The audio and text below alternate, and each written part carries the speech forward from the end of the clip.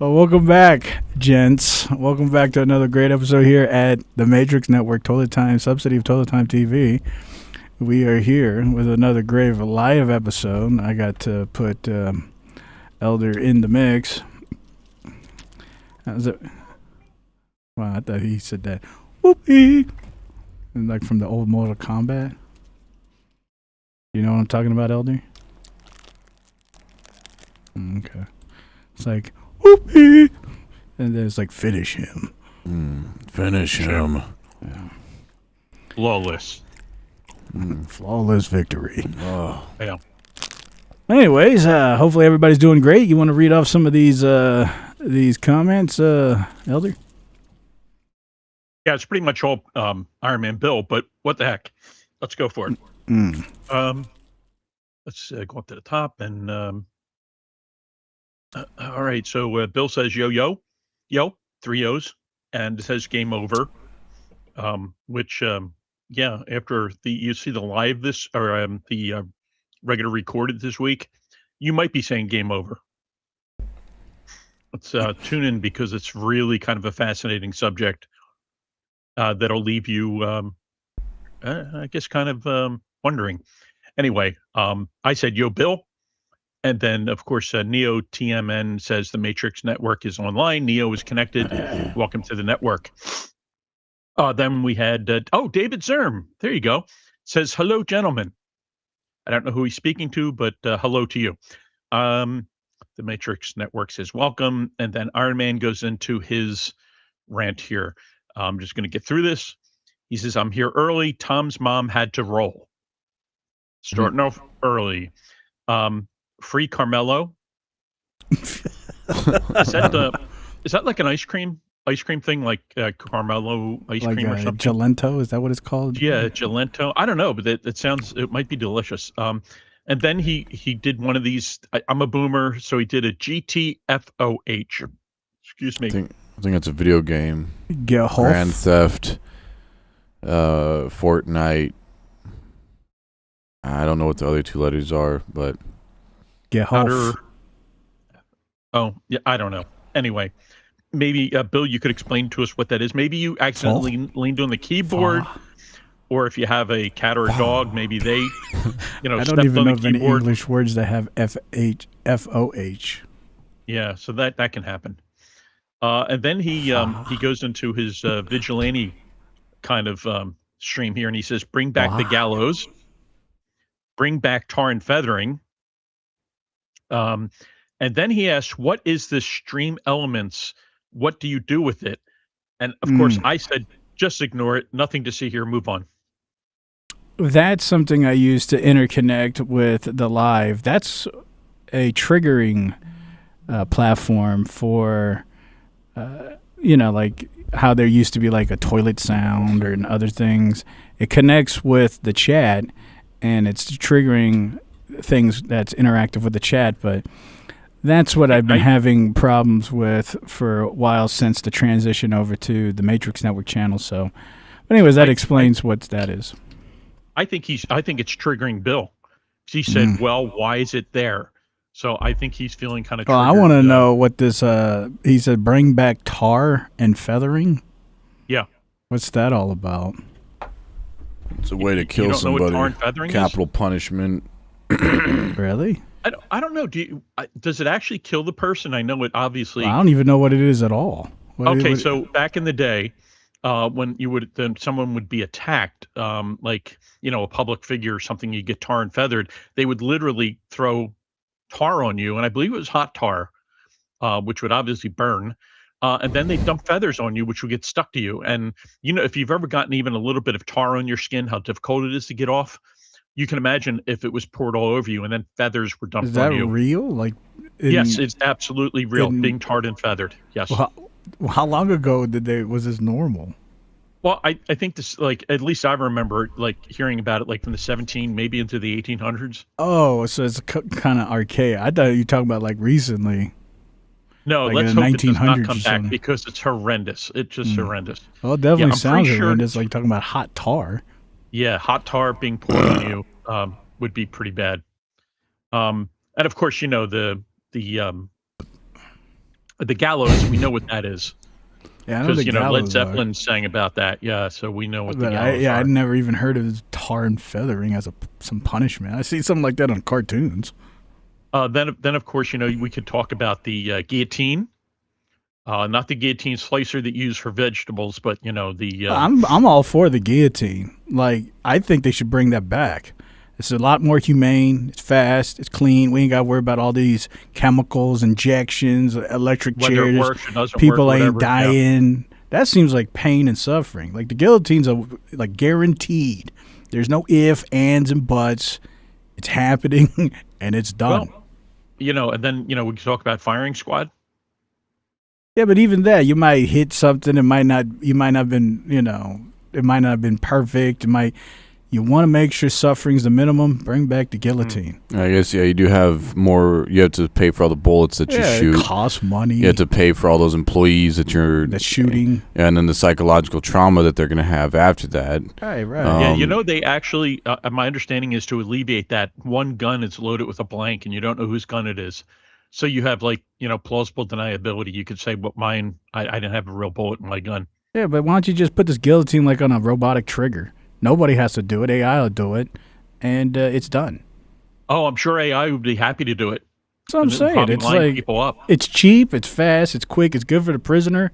It's good for the people. It's cheap. It's good for the taxpayer. I mean, you want to reduce suffering. I mean, you can get it all done, and you ain't got to worry about all this craziness. Sure, and you can make it a pay-per-view, and you could, get some tax funds out of it. That's its own thing, if it goes to broadcast in front of the White House. But I'm just saying, like I don't MMA, know. I don't know why they took it away. I mean, to me, that's pretty humane. It's pretty fast. That's what we do with fish. We chop its head off. Yeah, there's other radical groups out there that believe in beheading, but unfortunately, they don't do it. Yeah, but see, that's not efficient. If you're trying to get like a pocket knife or a butter knife, that's not efficient. Guillotine is highly efficient. You seem to know a lot about this, host. Yeah, I mean, I've studied a little bit about the guillotine and the French Revolution. Yeah, they ate a lot of cake, I heard. Yeah, I'm just saying, I think it's great for everybody. I mean, assuming that you believe in the death penalty, right? Well, that's true. Yeah, that's interesting. It's rather interesting. All right, let's see what we got here. And then Iron Man Bill says, get the fook out of here. He left out the C. I appreciate that, so I can kind of say it. So that's the he's explaining the acronym GTFOH. He's doing the Chinese rendition. I appreciate you catching that. Look at that. Yes, it's the Chinese version. Liho fuck cook. Yeah. Anyway, like there's a hybrid rendition right there. And then David Zerm says, "Bring back the barrel over the body." Isn't that what poor people used to do? They used to wear barrels.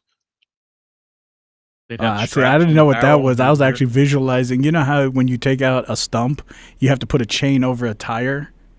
That's actually before you said barrel over a body. It's like, oh, so you put like a body over a barrel and you kind of like slowly bend them over. But you're talking about wearing a barrel? He said barrel over the body, not body over the barrel. Yeah, so, the first thing I thought was like bending over the barrel. I'm sorry. I guess if he meant body over the barrel, that would be a completely different thing than a barrel over the body. That doesn't seem very humane. No. Although you could be talking about depends on the crime. Could be talking about like shotgun barrels over the body and aiming a shotgun at somebody. See, that's a form of torture. It's like you never really shoot them, but you keep that barrel right next to their face, so it gets hot, and so it burns and blows your eardrums out at the same time. Mm-hmm. And you let them know too. I might be firing blanks. Well, you are firing blanks, but they're feeling all of it. Yeah, so he doesn't know if he's going to get the real deal or if he's going to get a blank. Yeah, but he'll feel the bullets burn hot because it won't be that; it'll be the barrel. Yeah. Right. Yeah, with that barrel on your cheek. Yeah. Yeah, you're gonna feel that. Oh yeah, I see what you're saying. The barrel, yeah. Yeah. Hot barrel. And it's cocked and loaded. Right. Yeah. Them Don't be barrel too cocky. bullets burn. Boy, they burn. Oh, who's that peeing out my window? Yeah. The What's in your cat? chamber? Huh? Yeah. What are you packing? What's in your chamber? Whoa, Yeah. that You sounds packing heat? that sounds packing really heat? majestic. It's Harry Potter in the Chamber of Secrets. What do you got in your chamber? That sounds kingly. Oh, all right. Let's see. Let's go back. Iron Man. He is very chatty today. Are you on the live chat or the super chat? I am, in fact, on the live. Thank you for Excellent. checking. I really appreciate that. I am on the live. I figured I'd just check. No, it's good. I appreciate you checking. Yeah, you know, I do. You got to stay on top of me. You really do, because I can. That's what we'll do. Really We'll run stay on wild. top of you. Yeah, just stay on top of me. We'll always be over you. No, we haven't moved, honestly. I mean, Like you can tell, we're above you right now. I'm literally above you. That is a good point as well. I never really considered that, but you guys are always on top of me. Anyway, Bill says, no, it doesn't kill him. It just embarrasses them, and they have to run around the town all day looking like an a-hole and a chicken. So an a-hole chicken. Drippy Drizzly says, okay, this is a good one. Castration should be a legal punishment. Again, I would say for certain crimes, let the punishment fit the crime. You know, I try to live by an adage: cruel but fair. Would you be willing to execute the punishment? Well, I've never really thought of myself as an executioner, but I guess maybe if they brought it back and the pay was good, you know, and you get to wear that kind of cool hood thing.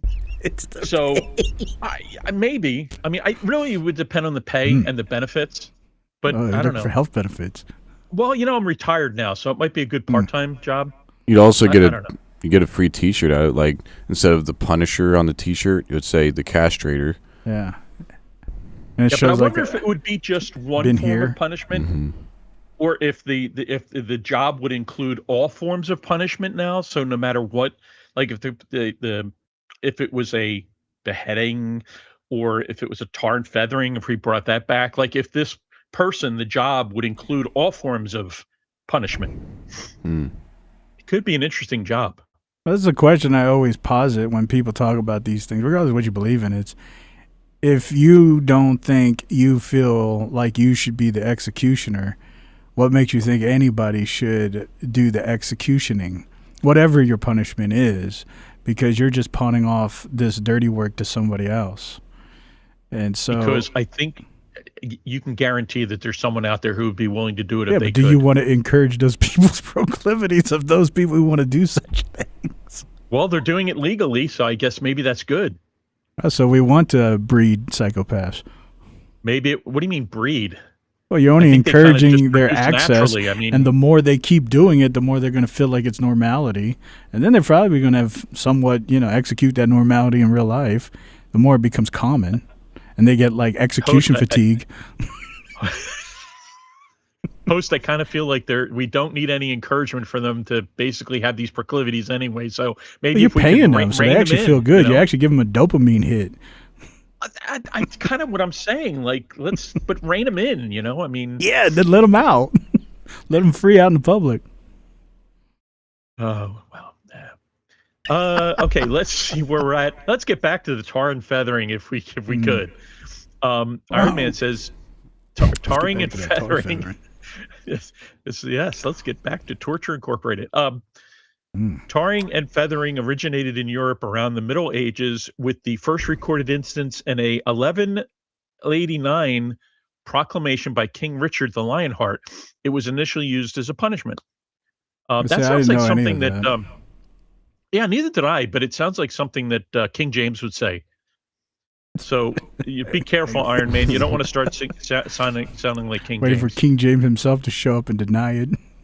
Yeah, well, and plus he'll show up and then he won't be able to come on. They there won't. He is. I think it's a he. I don't know. I think we've determined it's a he. I'm not sure. They won't be able to come on until like the last minute. It's so.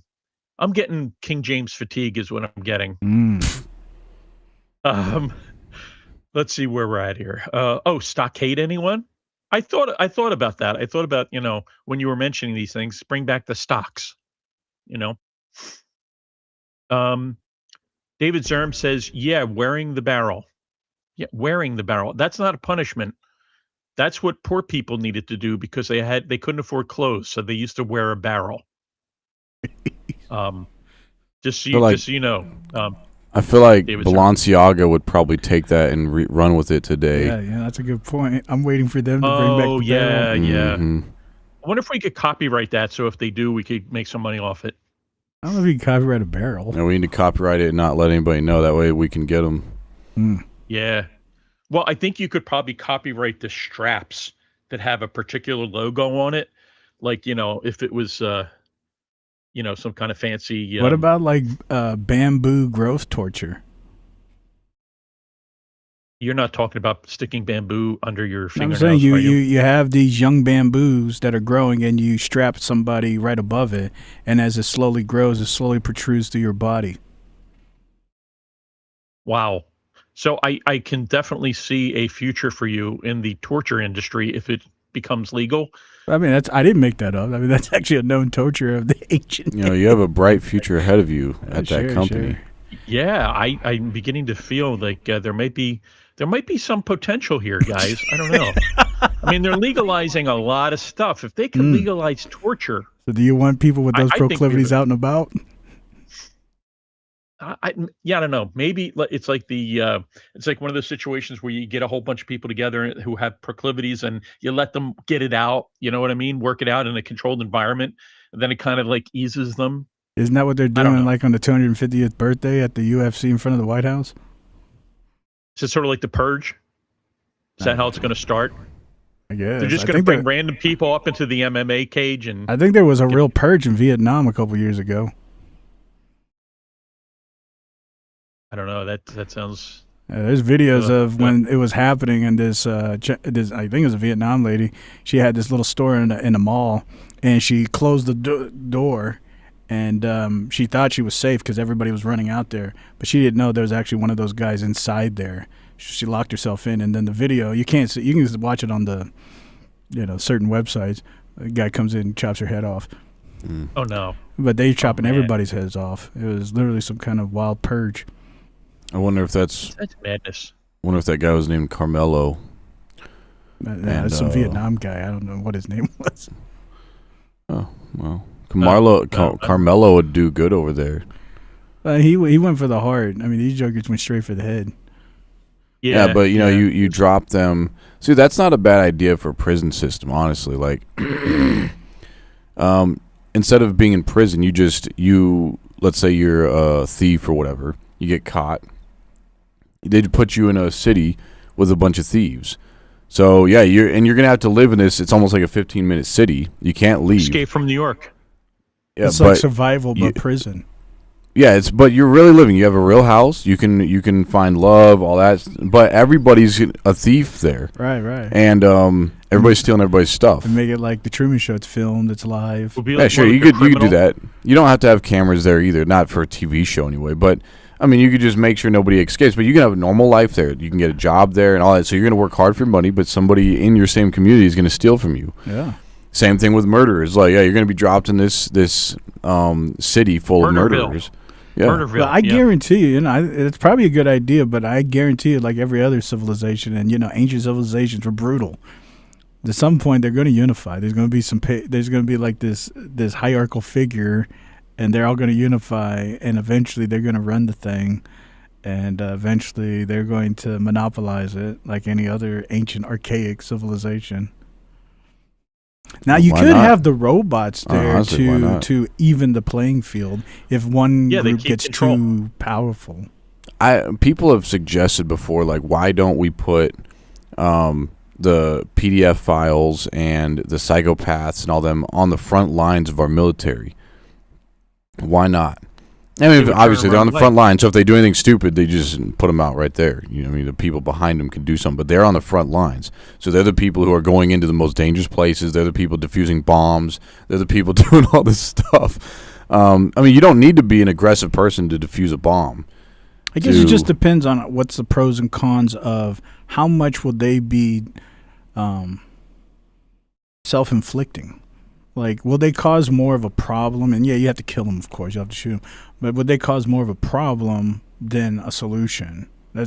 And I guess they've never really tested it, so I guess they wouldn't know. You have to test it. You put a weapon in someone's hand. Maybe like that, you could reduce their sentencing by that or something. Or you have to give some kind of emphasis of a reasoning. Like people might not just do anything. You got to give them some reward or some motivation. Yeah, it's you would strap a vest bomb to them, and you say you're going to move forward. Right. Because if you turn and try to run towards us, you're going to blow up. It's off. Yeah. So, but you're going to move towards the enemy too. You don't get a weapon. You're going to move towards the enemy too. Maybe you can have a knife, but again, if you get too close to one of your own soldiers, you're going to blow up. But wouldn't you think that if you, like, I'm putting myself in that situation, if I know I'm going to die, no matter what, then I'm just going to stand here.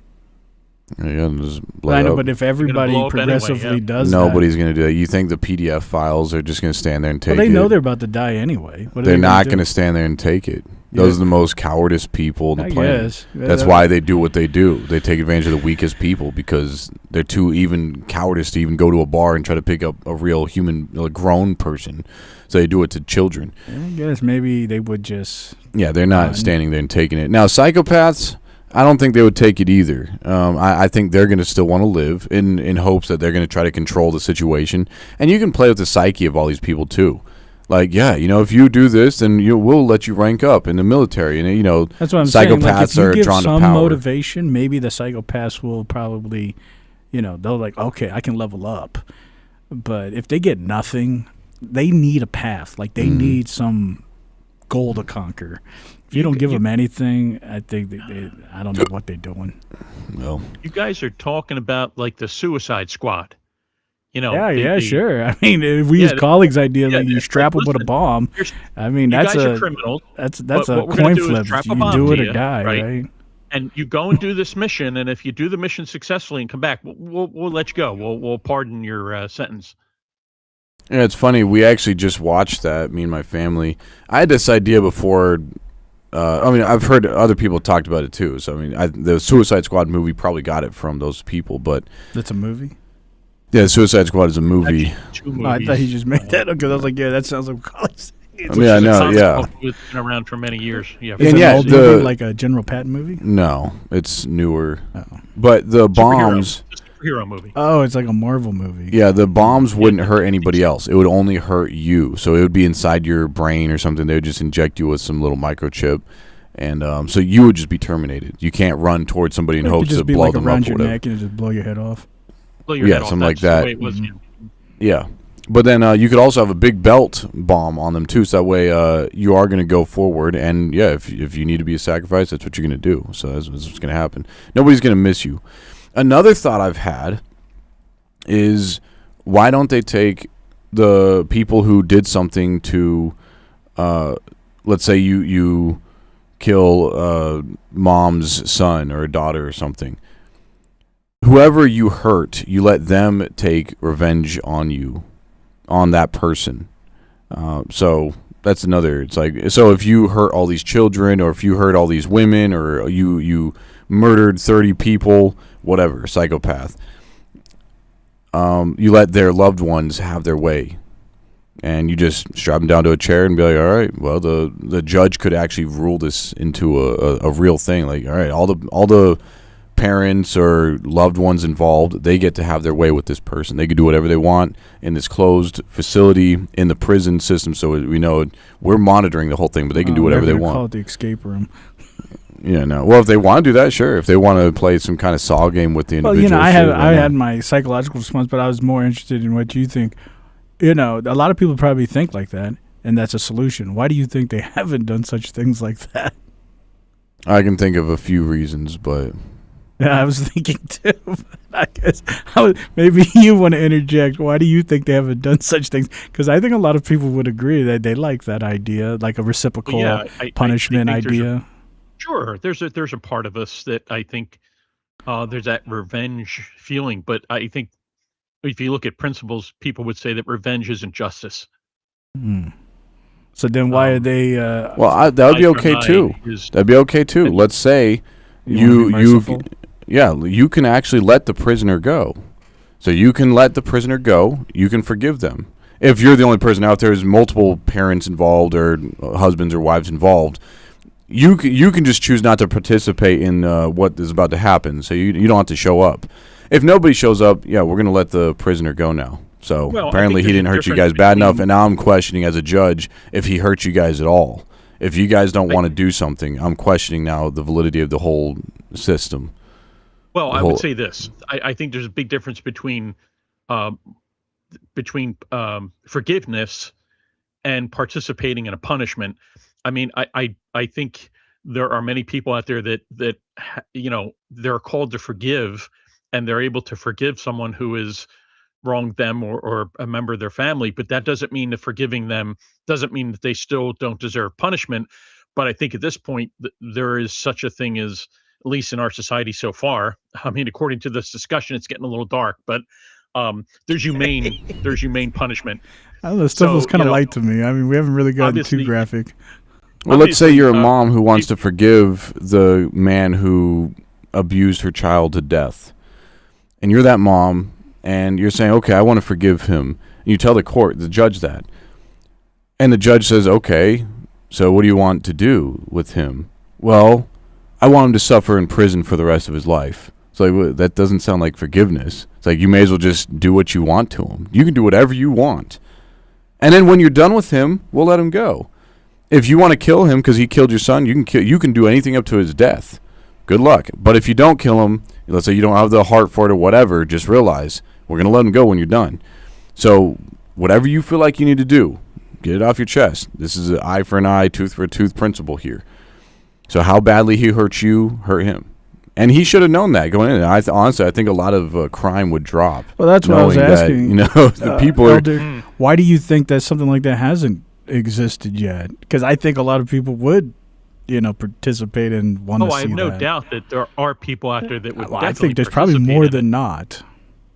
And I mean, for that matter, let's take a step back and let's talk about capital punishment in terms of, like certain crimes aren't necessarily like you get what do you call it? Like somebody steals a pack of mayonnaise, you can steal like a pack of their mayonnaise. No, I'm thinking like things like graffiti, like these annoyance or nuisance crimes that are occurred, shoplifting, things that is it really worth throwing people into prison? And most of the times they don't. Well, they don't. For those kind of things, they just have what they call restitution.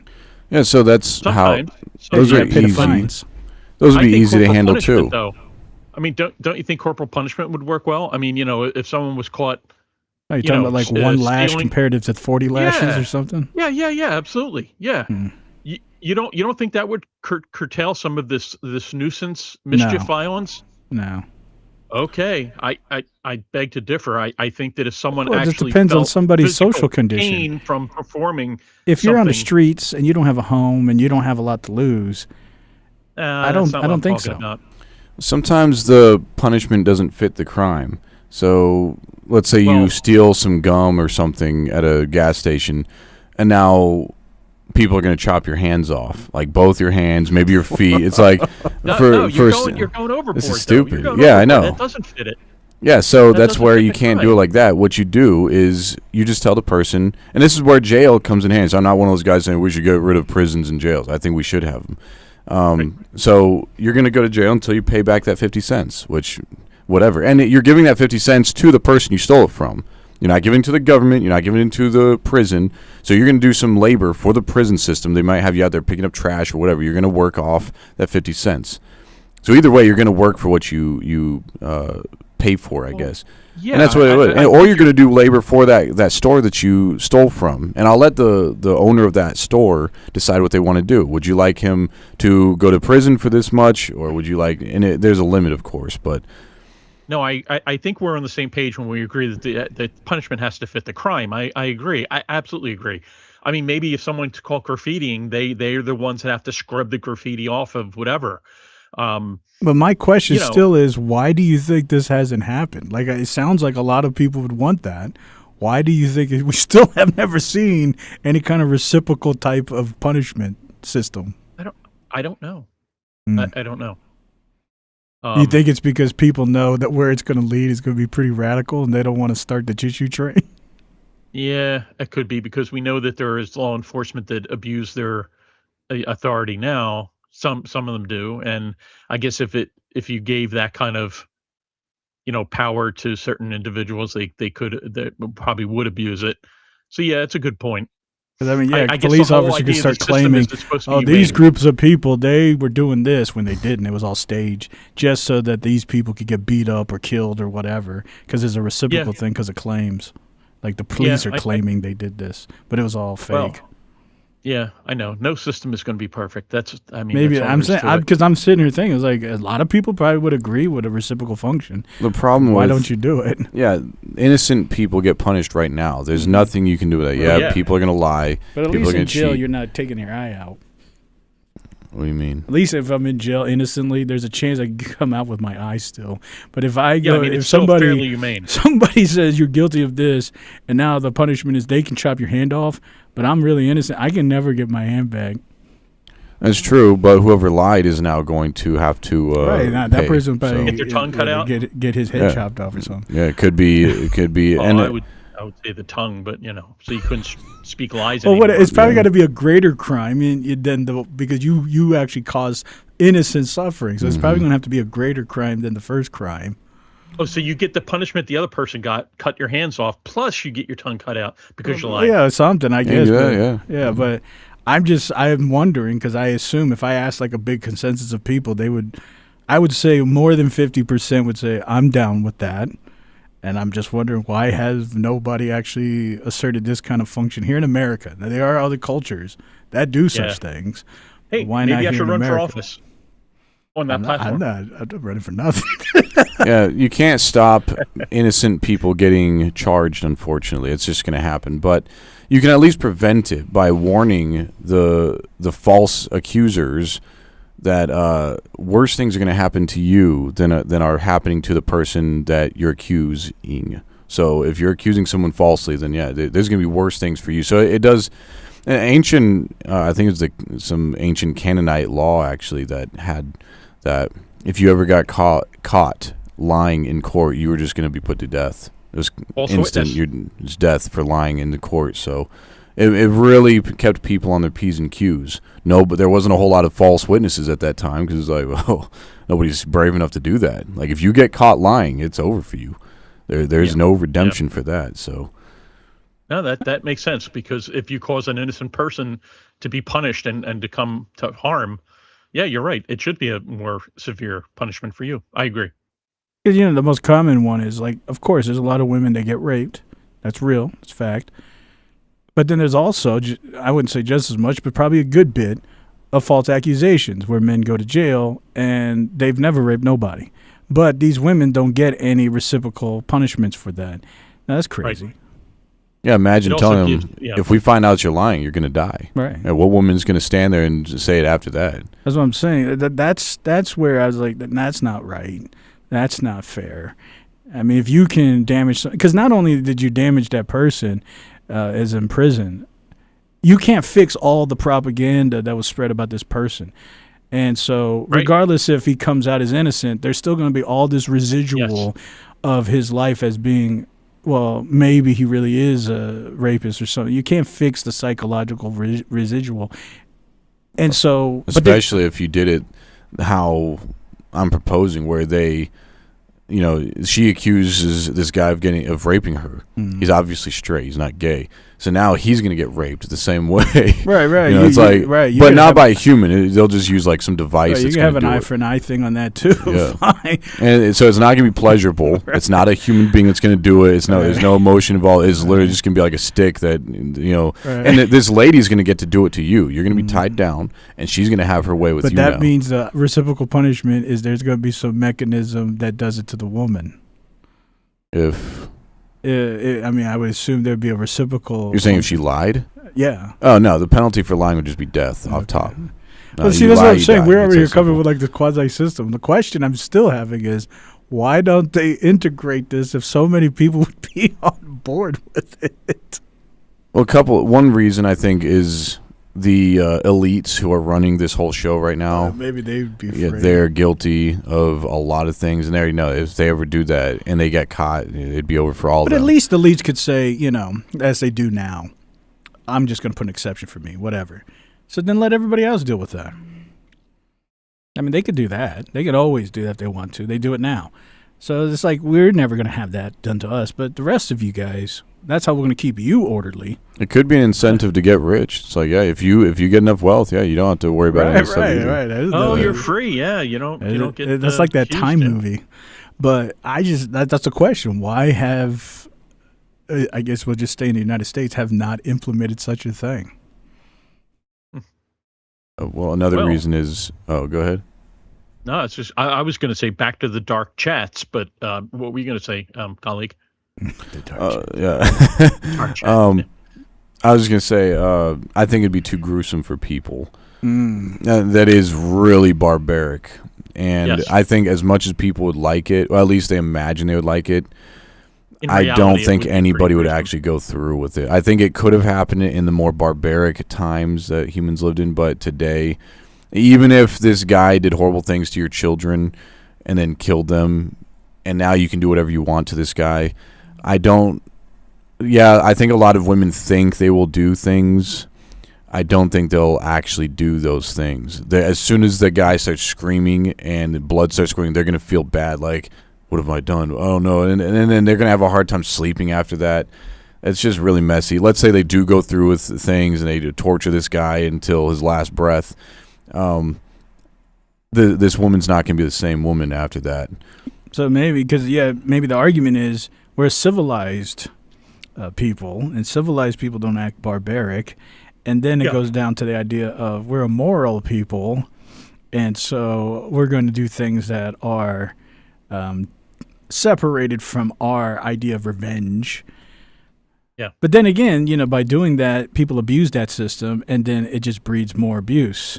If you do want to get rid of the abuse, then what do you do outside of barbaric actions? Well, there's this idea out there that revenging someone doesn't fix the problem. Yeah, they killed your dad or whatever, and now you're going to go kill them. Back.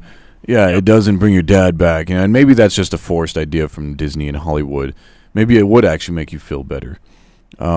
I think there's some people that would. I think it depends on the individual. I think some people would be sickened by it. I think some people would want to do it but couldn't follow through. And I think there's some people that would do it without any recourse. They were just like, yeah, sure. And I think it depends on the individual. And those people that just instantly go kill somebody just like that and they sleep fine at night, those are those people that, you probably, those are going to be moms.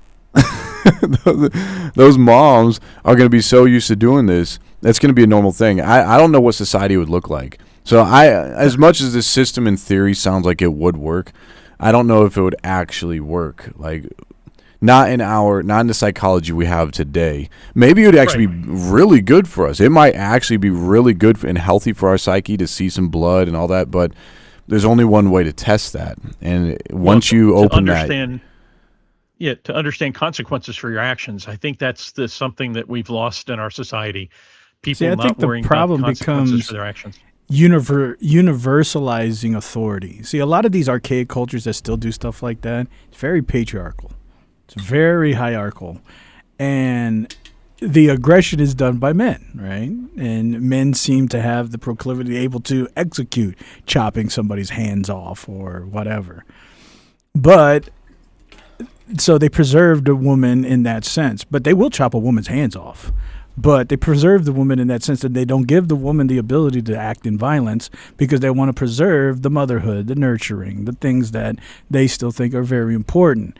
So I think that's one way they continue this, you can call it barbaric or not, but this reciprocal function. But it doesn't deteriorate the nurturing and the motherhood that a woman has because they're not going to allow them to be barbaric. And maybe you can give the woman the ability to tell the executioner what she would like have done to this man. There you go, yeah. And then the professional does it. Yeah, and then she's invited to watch, but she doesn't have to. Mm-hmm. She can come and watch for 5 seconds and leave or whatever. Yeah, it's kind of like an execution now. You can watch, or they don't have to. Yeah, that's true. You can. Yeah. Yep. But instead, it'd be whatever you're asking to be done. Yeah, because those executions. This has been a delightful conversation, very uplifting. But it is for me. I like this stuff. But, yeah. Well, I mean, because it posits the idea. I mean, people all have these questions hiddenly. Everybody has issues, and they want to resolve them. But what are your current system? Are you happy? Are you happy with things how things are going? And if not, so we posit a pretty radical idea. Now, my question is why don't you try to fight for it? But then you might sound kind of weird. It's like I'm fighting for getting hands chopped off. If Carmelo knew that he's going to get stabbed to death by the loved ones of that girl that he stabbed to death, he probably wouldn't stab that lady. It was a guy.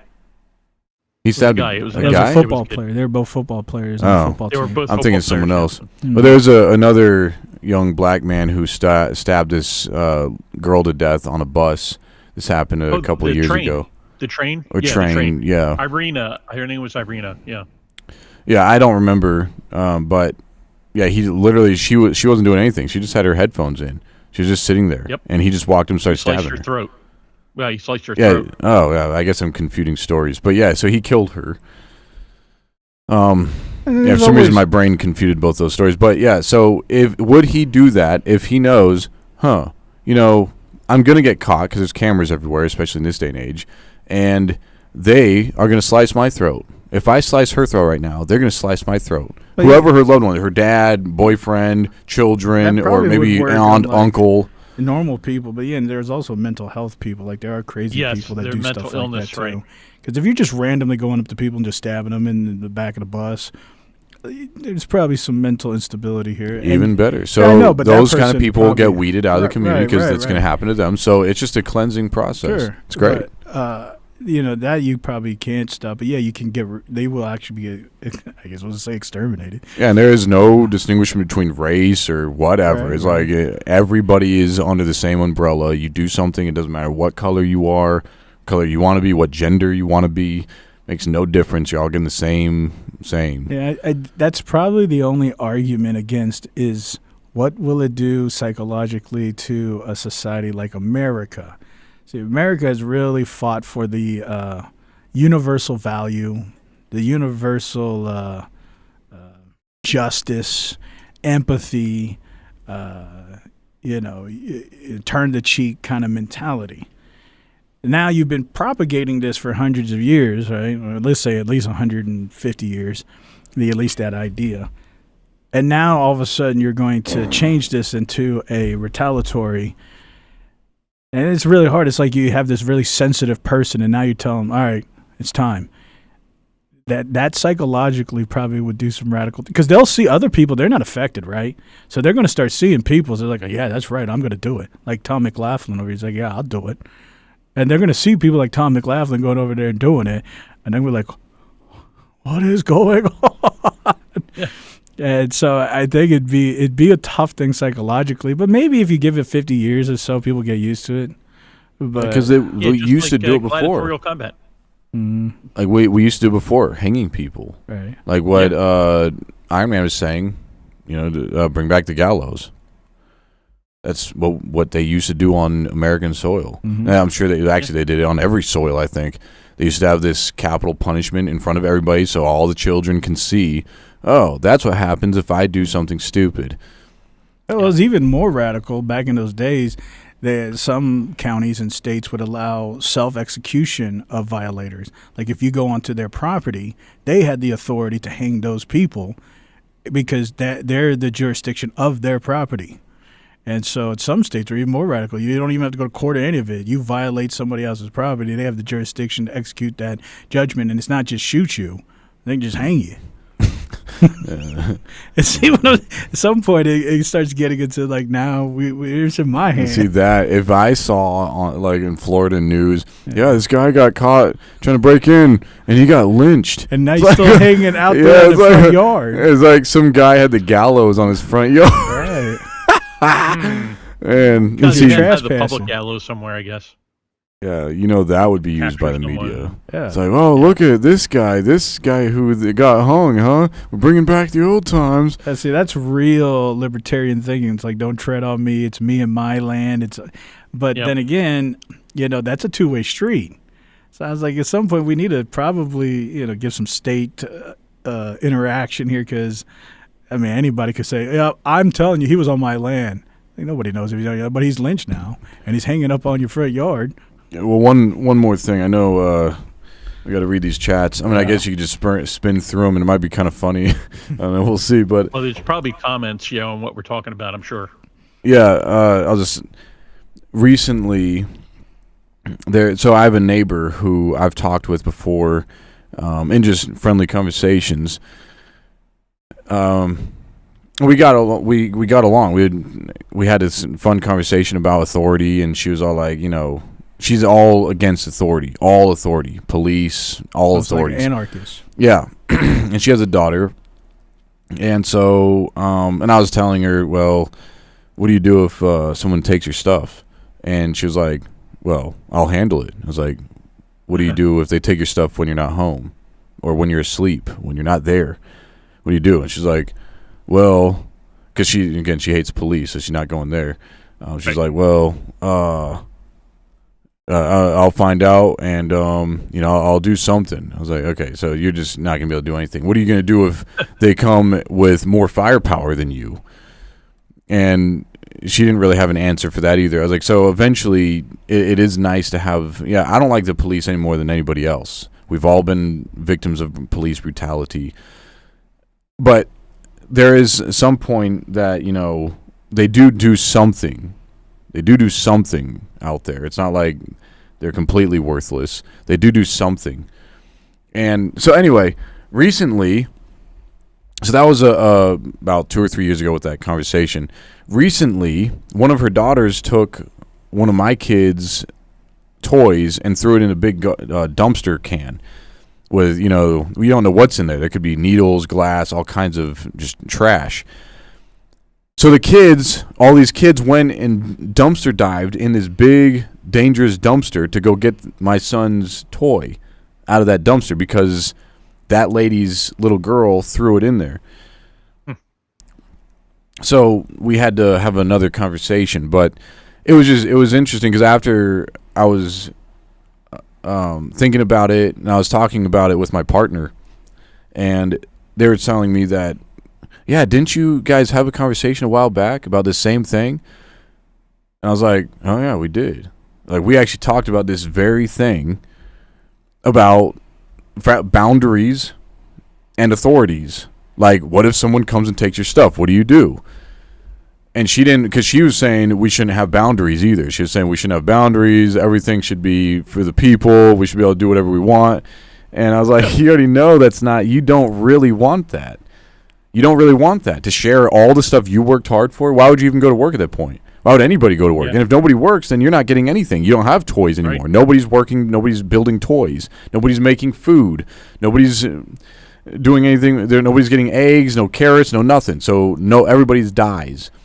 So you can't do that. You have to be able to work for your stuff. You have to have boundaries set so you can say, these are my things, and everybody has their own boundaries with their own things. And it was just weird that a conversation we had a few years ago came to a reality recently, just within this last week. It's kind of That's very strange.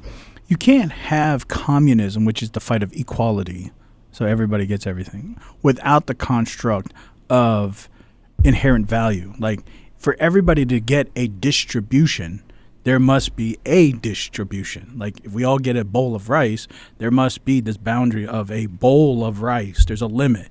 It's not like there's just this big pot and everybody just goes fight for the rice. You're not going to get equality. You can't have freedom and equality. They're antithesis of each other. Equality requires you to create a boundary of limit so we all can share. you can't just have equality and freedom. Yeah, if this lady went and found a Rolls Royce and was like, "Oh, everything's mine, everything's everybody's," she drives it back home to her place.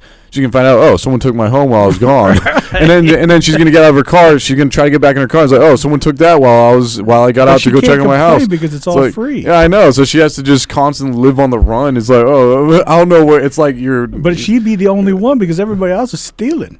Yeah. See, she'd be the only one because you can't complain. It's all free. It's like only you think that because everybody else is taken. Yeah. That's not real. You can't have equality and freedom. It's like freedom is the idea of my ability, but now you're going to create boundaries. Equality is about distribution, but you still can't get rid of boundaries because we need equality in distribution. Boundaries is essential even for any function to work. Once you have total freedom, well, now it's just who's strongest. That's all that comes to. You get total freedom is whoever's strongest. And the weaker you are, the more you're going to find somebody who's strong. You're not going to win that game. So you have to fight for boundaries if you're a weak person. That's crazy. If you're weak, you can't fight for absolute freedom. Because then you're just going to look for a militia or an army or somebody who's stronger. Everybody's weak compared to the next guy. Like Right. somebody with more firepower will come. This is why and take people your create stuff. boundaries. Yeah. So then I can build a fortress or an area of protection or something. You can't have both ways. The only good thing about police is that they have the most firepower. So they at least put some kind of fear in everybody, saying everybody's going to play fair, because the police become her firepower. If she calls the police, they become her firepower now. She has the whole army of the police on her side, which she doesn't want to use. It's like, that's stupid.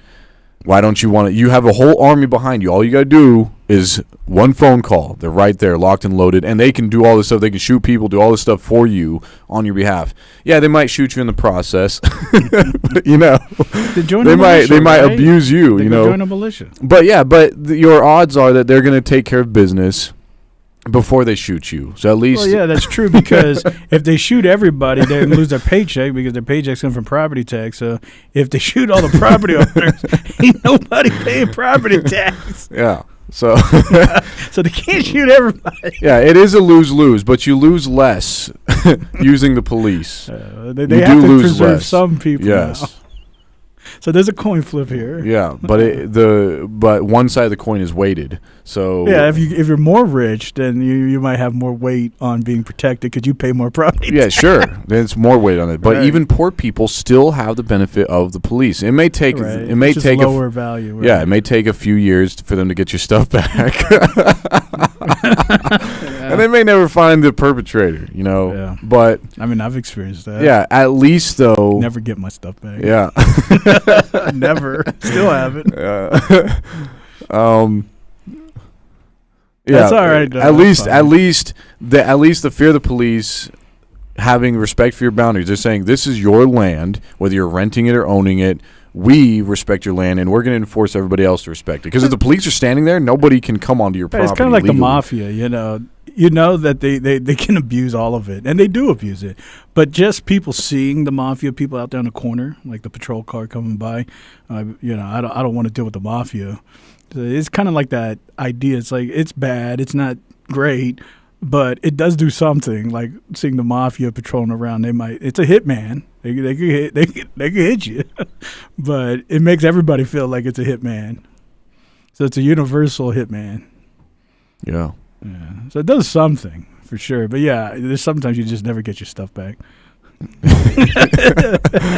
mean, like the mafia, you know, they're just gonna take 30% or whatever. Yeah. It's like it is what it is. Hey, at least you got 70%. Yeah, that's true. They could have took everything. Yeah. Now imagine if this reciprocal punishment was also being able to be applicable to policemen. Now that might keep policemen on par. Oh yeah. Yeah, if something goes missing on your watch, then we're going to take your stuff. Or if they find out that you shot somebody and it was wrong because of body footage, then you don't get qualified immunity, and somebody's going to have the ability, or at least the opportunity, to shoot you. Mm-hmm. Right. Yeah, I think they actually should just remove qualified immunity altogether. But Well, they can't because that's when everybody starts suing the county so much there would be nothing left. and stop being stupid. It's that simple. Don't be stupid. I agree. But Train your police better before you put them on the floor. I agree. Train them. But that's why they don't do it. And honestly, I think the police would actually train themselves. It's like the fear of having whatever you do to someone else being done to you. I think that fear itself will make sure the police are on good behavior, especially since there's cameras everywhere. So you're not getting away from Nathan. But it's like the mafia. That's why there is qualified immunity. It's like if you're a made man in the mafia, it's different than if you're just a foot soldier. The made man, they have all this special immunity. They can get away with things and do things that the normal foot soldiers in the mafia can't. So, once you get in there and you are a police officer, you get this qualified immunity. You can get away with things. If I was in the mafia, I'd want to be so high up that I'm the guy stroking his kitty. Well, you gotta be the president. Fine. Right. Whatever that position, that much power. Maybe the DNI, the director of national intelligence. Right now, it's some Joe Schmo that's never been in. Anyway, I don't even want to go there. But yeah, I don't know. But it is. It's a tough thing. I don't know what happened to Elder. But I agree. If they would get rid of qualified immunity, I think that just itself would fix a lot of that abuse. You want to read off these chats? I was just about to put a cracker in my mouth. Of course, you said that. Why don't you read it while you're chewing a cracker? That would be messy. It's hard to speak without a cracker in my mouth. So let's going back probably about an hour ago. Iron Man Bill says, "You know how easy it is to cut the. You know how easy it is to cut the head off of something." Apparently, it's very easy. I've never cut the head off of anything, actually, but he might have some insight. Yeah, well, I guess we'll find out. Crap! It jumped ahead. Oh man, I hate when this happens. And I gotta go all the way back. Egregious Charles. Yeah, I know that guy in UK had a hard time cutting that guy's head off. Yeah, that's what I'm saying. Like, I didn't look that easy. Egregious Charles. Hello, Charles. It was a classic joke in movies and cartoons where someone who was poor put suspenders on a wooden barrel in place of clothes. Yes. Yeah, I've seen it on cartoons. I just didn't know it was a real thing. Yeah, it's true. And if you were a child, they would put one of those tiny little casks on you. Oh, there's children too, huh? Yeah. Oh, well, sure. I mean, children are poor too. Iron Man says, deer heads pop right off. Just cut the meat and turn it around 360 degrees. So there you go. Deers are obviously easy to behead. Iron Man says, that's not Chinese, that's Korean. So it goes back a ways. I'm not sure what exactly he was. It's fine. He was talking about. It's probably true.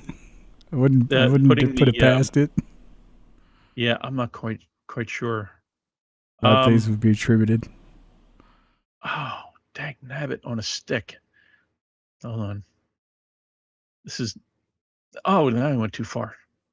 Hey, David Zerm, he just sent you $5. He said money for Elder to eat one cracker and read a comment. Oh man, okay. This is like that dare. It's becoming a dare channel. All right, well let me get it. Hold on. Well, I'll tell you what. See, it's gonna ante up.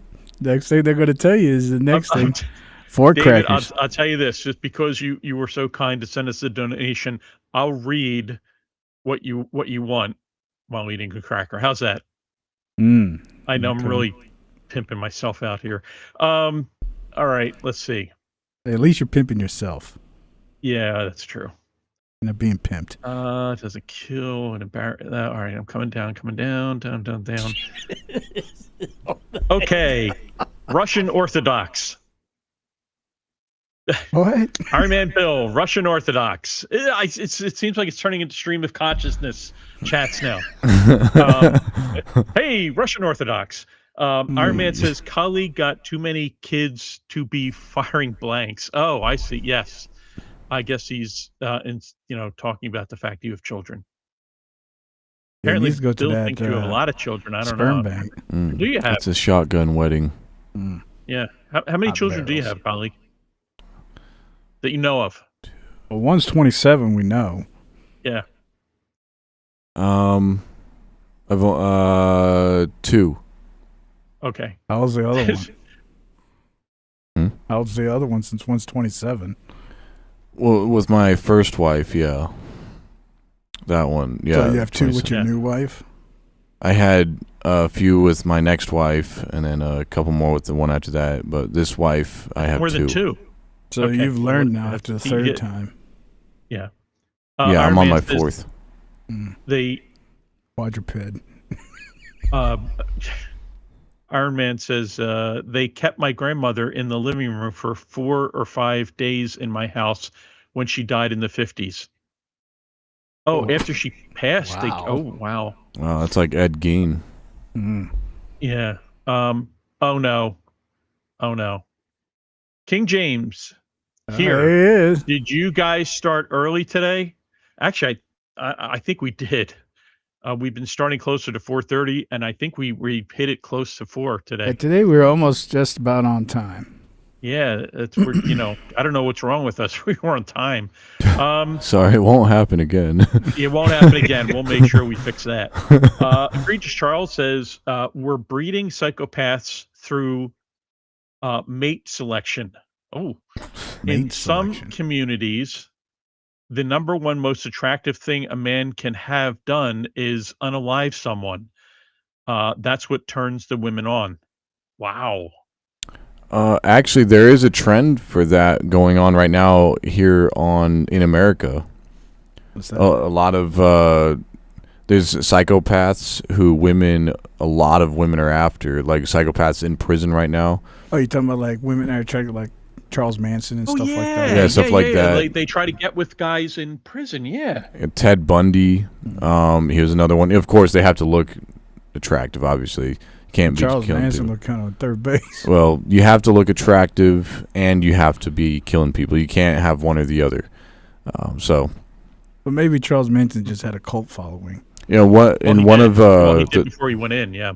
one testimonial of a documentary on a psychopath was this psychopath actually waited out in the woods, and he saw a bunch of girls inner tubing down this river. It was like a bunch of people. Well, he stalked these girls, 3 girls, and he pulled one of the girls out of the inner tube when the other 2 were around the corner. So he grabbed one of them, pulled them out, and found an outhouse in that area, and threw her in there, tied her up, and apparently she enjoyed the entire thing. So he almost killed her, but because he can tell that she enjoyed it, he didn't actually kill her.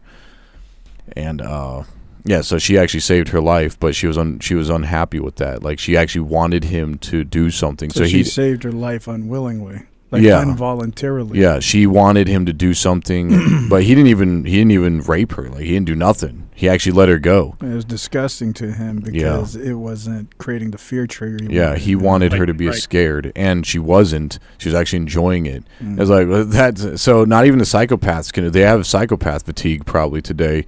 They can't even scare the women today because the women are actually turned on by it. It's like, That itself needs to be studied. Yeah, I know. So that girl apparently went back to her friends like nothing happened.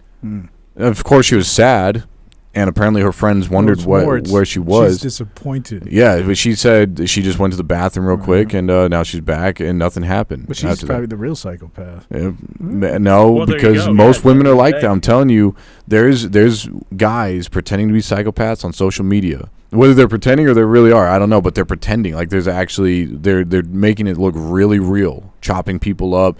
And these guys, of course, they have the 6-pack, they have the Superman jaw and all this. Of course, you have to have that.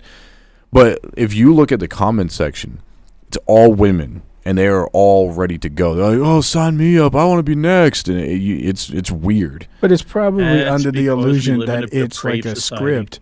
I don't know how many women would like it, like fluidly, like organically.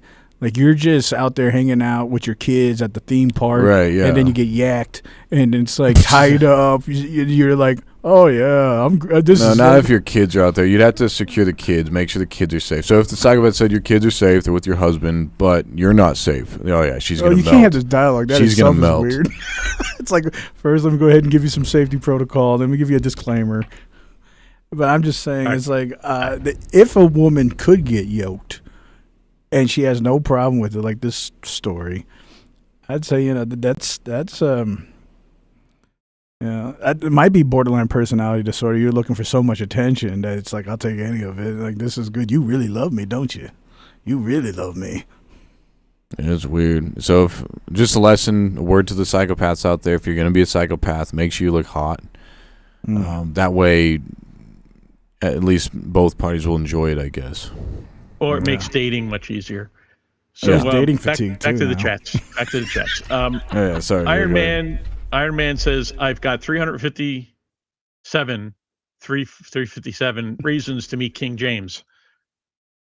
That might be a veiled threat. Is that the caliber, or you got literally 357 bullets? I'm thinking it's a veiled threat. You got like a switch? If anything ever happens to King James, I think we might have a suspect here. I don't know. It's like, I understand if you're talking caliber, but man, 356, 357, like, what kind of clip is that? So Egregious Charles says, I think that sort of conscript troop is way more trouble than it's worth. Probably. Pirate Nerd Mom, hello, welcome. I was thinking the same thing, Egregious Charles. That sounds like way more work than benefit. Iron Man says, Carmelo or Mr. Stabby, I guess as he will be known as in prison. Egregious Charles says, I've been done in history, but it's been done in history, but was a waste of effort. So I guess conscripted soldiers. Iron Man says, not you, King James. I meant the jerk from history. I guess, I don't know, whatever. Pirate Nerd Mom says, didn't they do this in Australia? Yes, it's true, Pirate Nerd Mom. Australia was a prison colony where they dumped the prisoners. It was like Escape from New York, where they couldn't escape, though. So, well, I guess. So they had like a prison island where they were free to roam in Australia? No, it's called Australia. The country. It started as a prison colony. Yeah, a penal colony. Right. Way back in the day, because everything tries to kill you there anyway. So, right. Egregious Charles says crimes are treated as being principally offenses against the public, not the victim, which is one major reason the victim cannot forgive crimes or punish them. Oh, okay, there you go. Iron Man wants to know if you ever played Secret Hitler. I've never thought about that, but how does that game work? Do tell, Iron Man. I have. You know about Secret Hitler?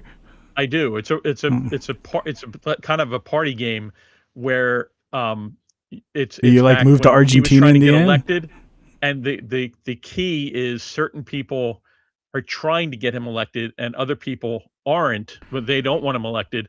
But it's secret, so you're not like you don't know who's for, who's against, and you're trying desperately to make sure you are, your side wins or whatever, But it's interesting. They could have chosen any sort of subject matter to play this game on, but they decided to make it Hitler and Germany, and it's kind of very bizarre. And but I have in fact played it. So you could play like a game called Secret Epstein. Yes, Secret Epstein. Could be anything. I'd like to hear the rules of that game. Yeah, you could play Secret Anyone, basically. You guys write the rules. I'm not taking a part of that. I mean, that'd be weird if you had a bunch of children in the room. It's like, all right, guys, let's figure out who the Secret Epstein is, and there's adults and children. And I want to know what's the rules. Like, how do you play this game? And I want to know who wrote these rules. Yeah.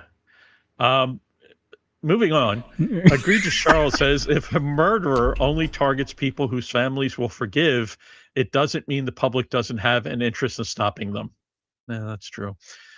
Iron Man says, your eye may be intact, but your Your hiney is another story. Well, somebody's gonna take somebody's hiney.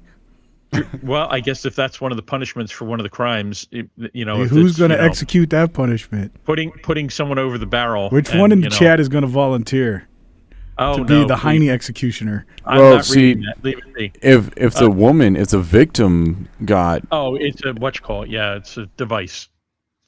Yeah, if the woman got abused by a man, a random stranger who just, did what he did to her, but the government now gives her the power to do whatever she wants to him, that might be something a woman might actually do. Like, I get to take this stick and do something to you, so. Yeah. Well, now imagine if there's a universal executioner. It's like your job is to be the hiney executioner for men. Oh, yeah. Well, some people might Well, I want to know who in the chat is volunteering to be the hiney executioner. It's like Weird Al said, for men. In Amish Paradise, Weird Al's like, I'm going to go medieval on your hiney. Yeah. Yeah. So he would there you go. Yeah. Medieval style, too. And again, it's fine, whatever. Maybe people got those proclivities as whatever. It's just those thoughts. Well, that's interesting because Drippy Drizzly says Epstein would have been put through the ringer if the Code of Hammurabi was still applied. Whoa, we're going back to the Code of Hammurabi. Yeah. I'm gonna go Hammurabi on your hiney. Go samurai on you. That sounds kind of cool. Tommy, yo, how's it going? He says I would absolutely do it in a very sick and twisted way, and I have a feeling that was our discussion on meting out vengeance. Brian Briani. Well, he says hi. Tommy says, of course, meaning to anyone who hurt any of my loved ones. Yes. Let's see. Iron Man says, I can't place any kind of message I want in Super Chat. It won't let me even say the Australian artists are correct. Huh. Oh, the Austrian artist was correct. The Austrian artist. Yes. And paper hanger. Yes. Iron Man says, I got arrested and had to go to court for 2 years during COVID because I pointed a gun at someone on my property after they assaulted me, and the cops arrested me. F all police. Egregious Charles says, from each according to their ability to each according to their need is how you manage slaves. Okay.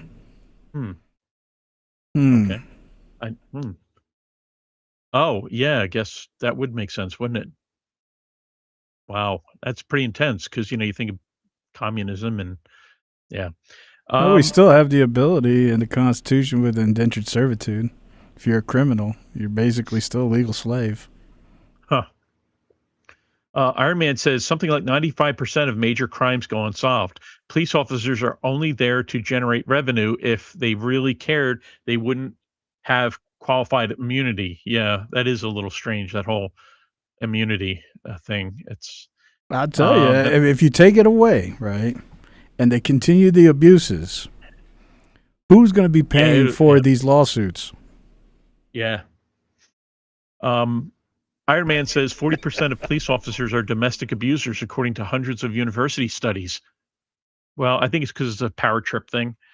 I think some of them, it's their ego and they're in it for power. Yes. Then David Zerm, money for Elder to eat one cracker and read a comment. I'm getting to it. I want to try to. Why don't they just let ex-military be the only people be a policeman? They already had the training. They understand negotiation. They've been trained in de-escalation. I mean, that's a simple thing. It's not perfect, right? It's not perfect.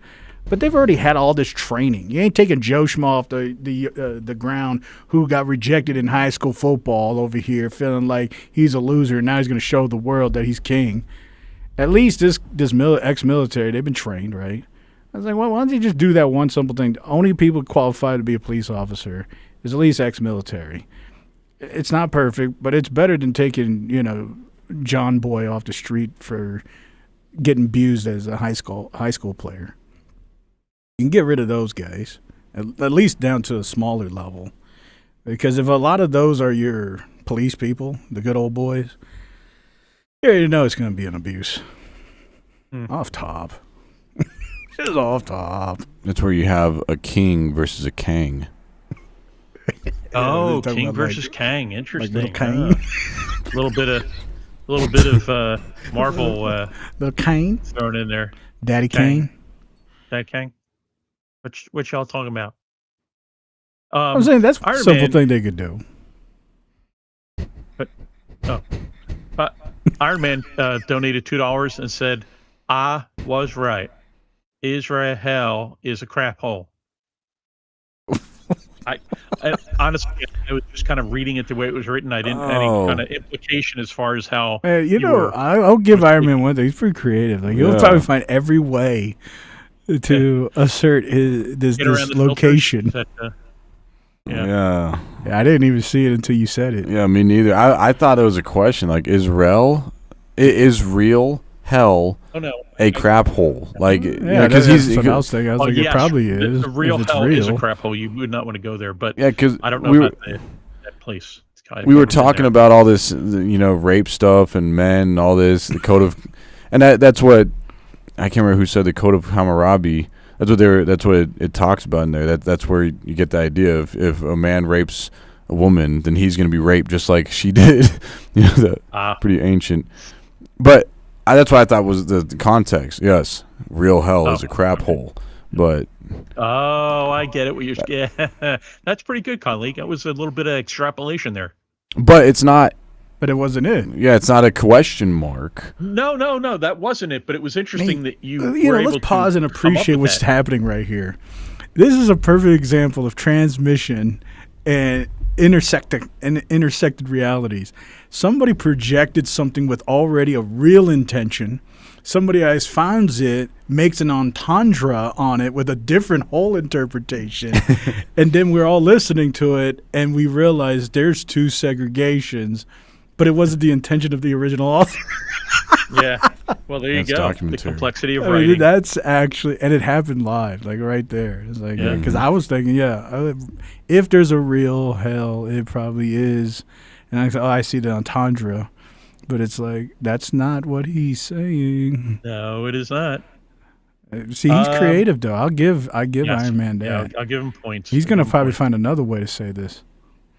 Well, you know what? It's exercising his brain, which is, I always say it's good to exercise your brain. It's a very large organ and should be exercised. All your organs should be exercised. Iron Man says marrying serial killers was a thing when I was a kid, and you don't have to be good looking. There was a few of them that had babies. Wow, that's a kind of a scary thought. King James.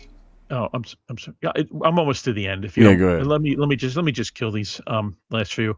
No pun You're gonna intended. kill him. Okay. King James had at Iron Man Bill and a laughing so hard he's crying AI's emoji. finally learned how to be social. Yeah, and I'm going to eat a cracker to read this next line because I think it's apropos.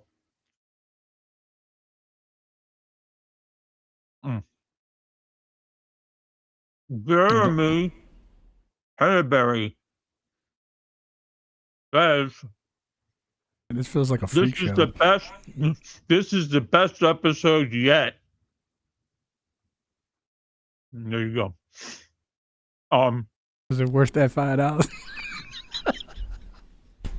We're done it for $2. How's that taste? It's good. Good. It's an expensive cracker, but it was good. Iron Man Bill says, donate, Jeremy. Colleague needs a yacht. Then he has a where's that at? Iron Man has KJ, which is probably King James, and a little penguin crying with his hand in the air. And then Bill says, that penguin is doing the Nazi salute. So just take a look at that little penguin. He's a little Nazi penguin. And I never thought that would ever come out of my mouth. How do you even get stuff like that on here? I don't know. And finally, the last one is another generous $2 donation from Bill. Said, did you say the code of Hammurabi? George Bush agrees. He says Harambe.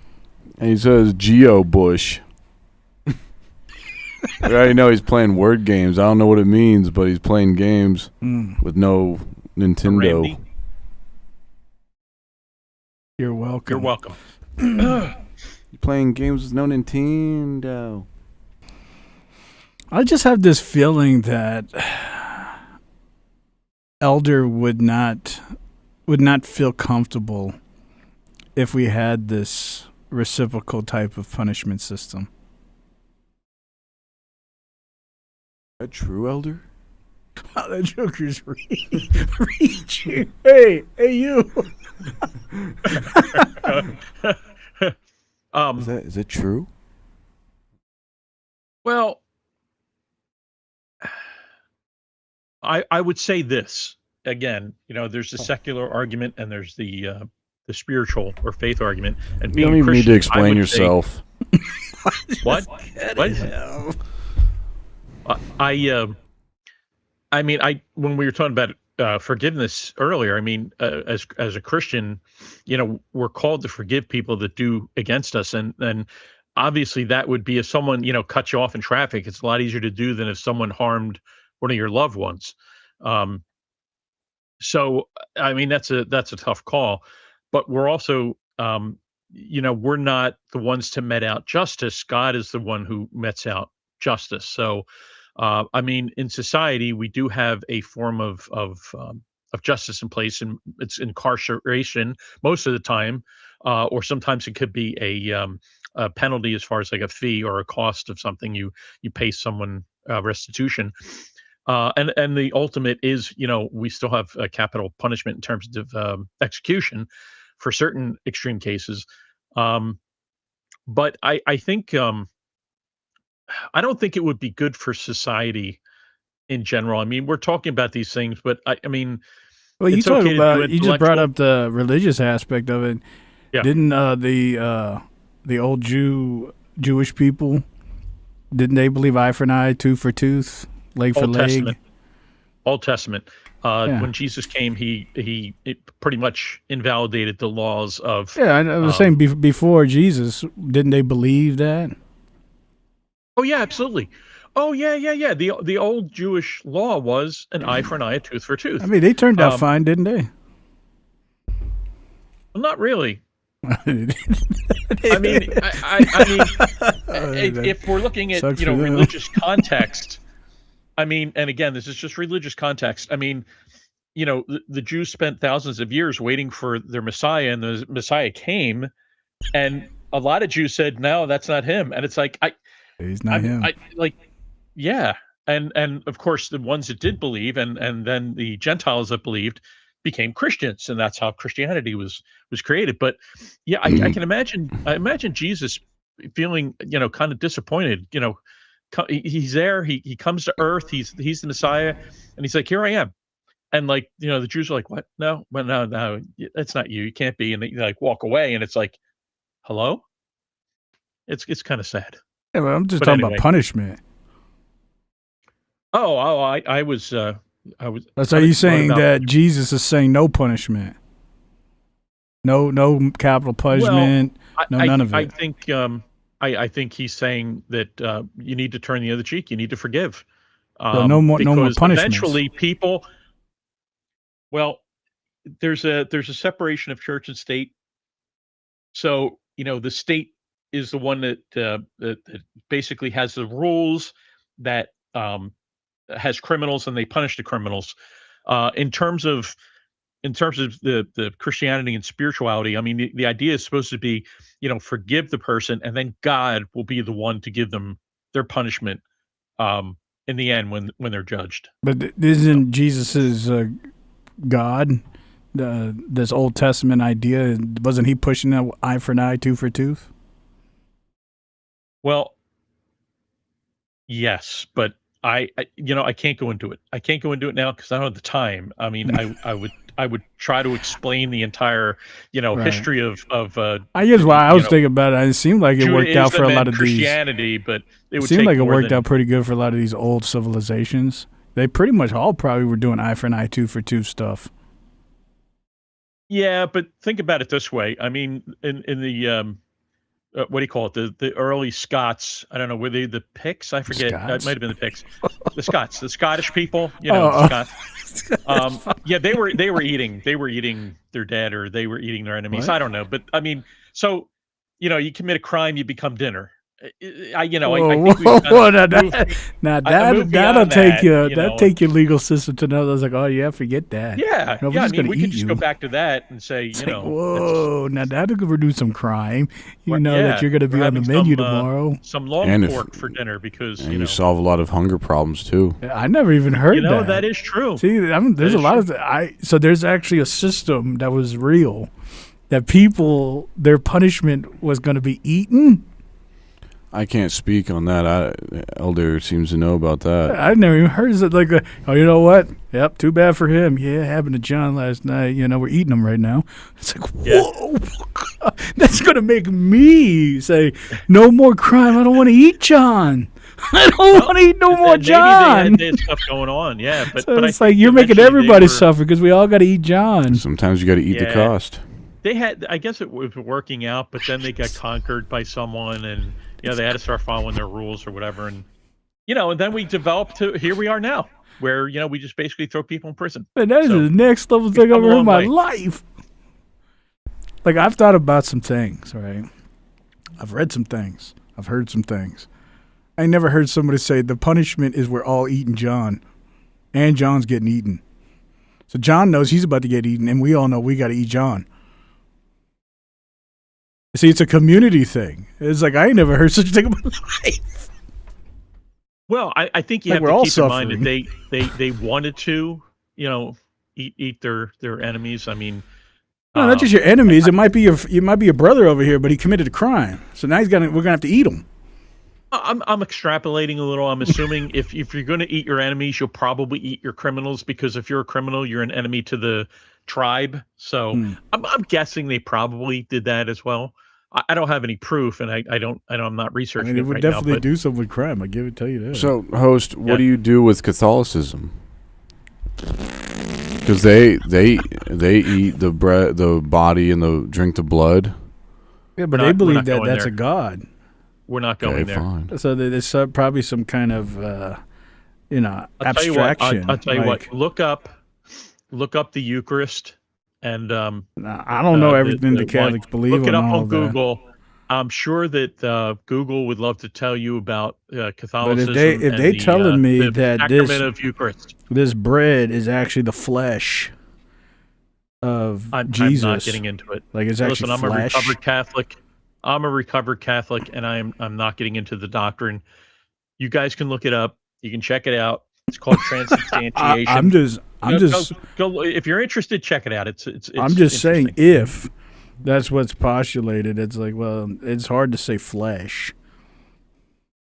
But that's all I'll say. I don't know what outside of that. And you know what? I'm going to say something else publicly. Jesus is not a zombie. Okay, we don't celebrate a zombie on Easter. Does anybody believe that? Oh, well, I have heard that from non-believers. They'll be like, "Oh yeah, celebrating Easter. You're celebrating a zombie on Easter." No, a zombie. Jesus didn't come back as an undead. Jesus came back fully alive, which is the miracle of it. So I'm just throwing that out there. But if he's a zombie, would it be around today? I don't know. He wouldn't be looking too good. But what are you even talking about? Somebody believes that Jesus is a zombie? Yeah. I mean, where's he at? No, I don't know if it said. I don't know if it said satirically, because we Christians believe that Jesus came back from the dead, so they're making the joke that we believe in a zombie. I never heard no Christians saying that he's around today, like in the flesh. Well, I get that. Listen, I didn't say it made sense. I'm just telling you what other people have said. I never just comments that I've heard. Man, people do be coming up with some things. There's nothing. Yeah. I'm just saying. People say some crazy. I mean, you can believe whatever you want. I don't care. I just like. Well, no, that's true. You can, but if you believe he's a zombie, I think what they're trying to do. I think they're trying to, insult. I don't know. I think they're trying to insult Christianity. I think it's kind of disrespectful to say, but well, it's a fair game here. We can disrespect everybody equally. Yeah, as long as you disrespect everyone equally. That's always been my complaint. If you want to hate someone, hate everyone equally. Don't pick out I any hate's a group or strong word. anyone. Hate Disrespect is everybody. different. We can be disrespect. You know? I don't know about hate. You know what? YouTube, we don't hate nobody. No, I don't care. There are people who have exhibited the fact that they really don't like other groups of people, and I'm saying, you know what? You should be fair. It should be equal. It should be equality. It should be inclusive. Well, If you're gonna hate- according to you and these Scottish people, they were really fair. Jugger eating the. That's about as fair as it gets. It's like we all have to share this. Like I got to eat John too. That's what reminded me of the Catholic version of the Last Supper. Is like, 'cause they believe that transubstantiation stuff actually That's the flesh. It becomes the flesh and really becomes the blood. That's a tough one. Yeah, it actually becomes the substance. So I'm just going to say this. I'm just going to say this quickly and get Go past ahead, it. say it. It is believed to be the same holiness, achieve the same holiness as if it is the body of Christ and the blood of Christ. So it's not real. They don't think it's real. Right. It's the concept of Jesus giving of himself, of his body, and of his blood. Concept's And it fine. is Concept's fake. holy. Concept's like a triangle. So, anyway, But if I'll it's move past real, that, if and they're I'm like, going I'm back about to to the put this chats. flesh in my mouth, I'm going back to the chats. there's meat in my mouth. I'm going back. Man, that's tough. Iron Man says Hammurabi was that monkey they killed, or Hammurabi. Hammer time. Harambe. I guess there's a difference between Hammurabi and Hammurabi. I don't know. I'm confused now, and you guys are just We flustered okay. So you. obviously I'm there was a monkey that had a name that sounded like Hammurabi, and they killed him. And Iron Man says there's a picture of George Bush hanging out with the Harambe the ape. Check Discord. And he says FK Dem Jewelers. What? I'm not gonna say the word.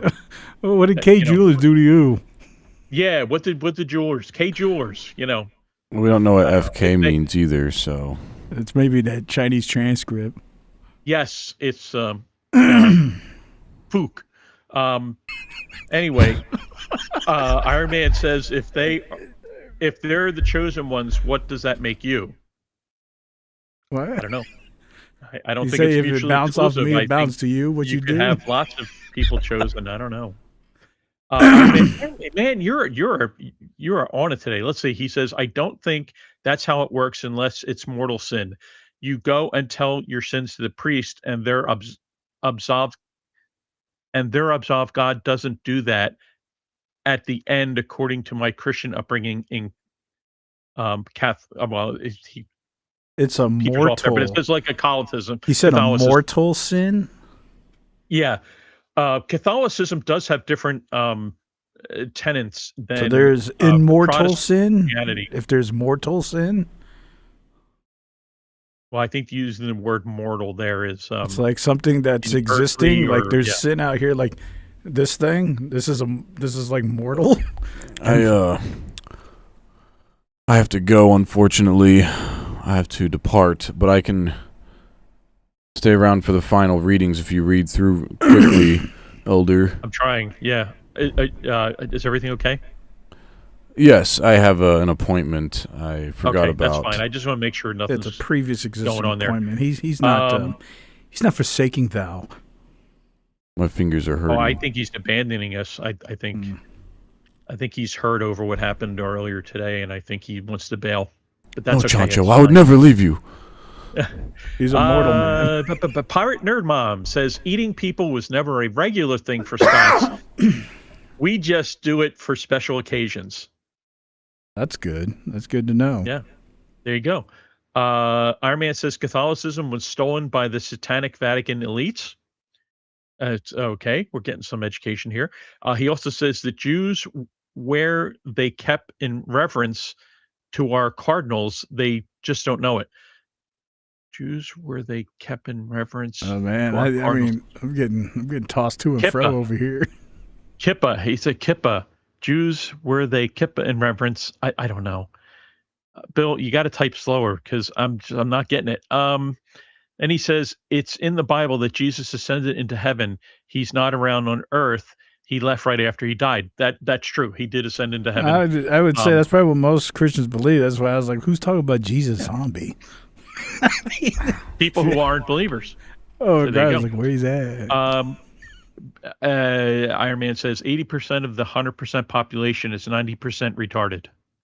Whoa. There's some There's statistics some for math. Ooh, There's some geez. maths there. Iron Man says there's mortal and venial sins. The mortal sins are the 10 commandments. So if you break one of those. And then finally, David Zerm says colleague has a yacht appointment. That's true. How did you We've know? gathered a lot. We've gathered a lot of money. It could be time.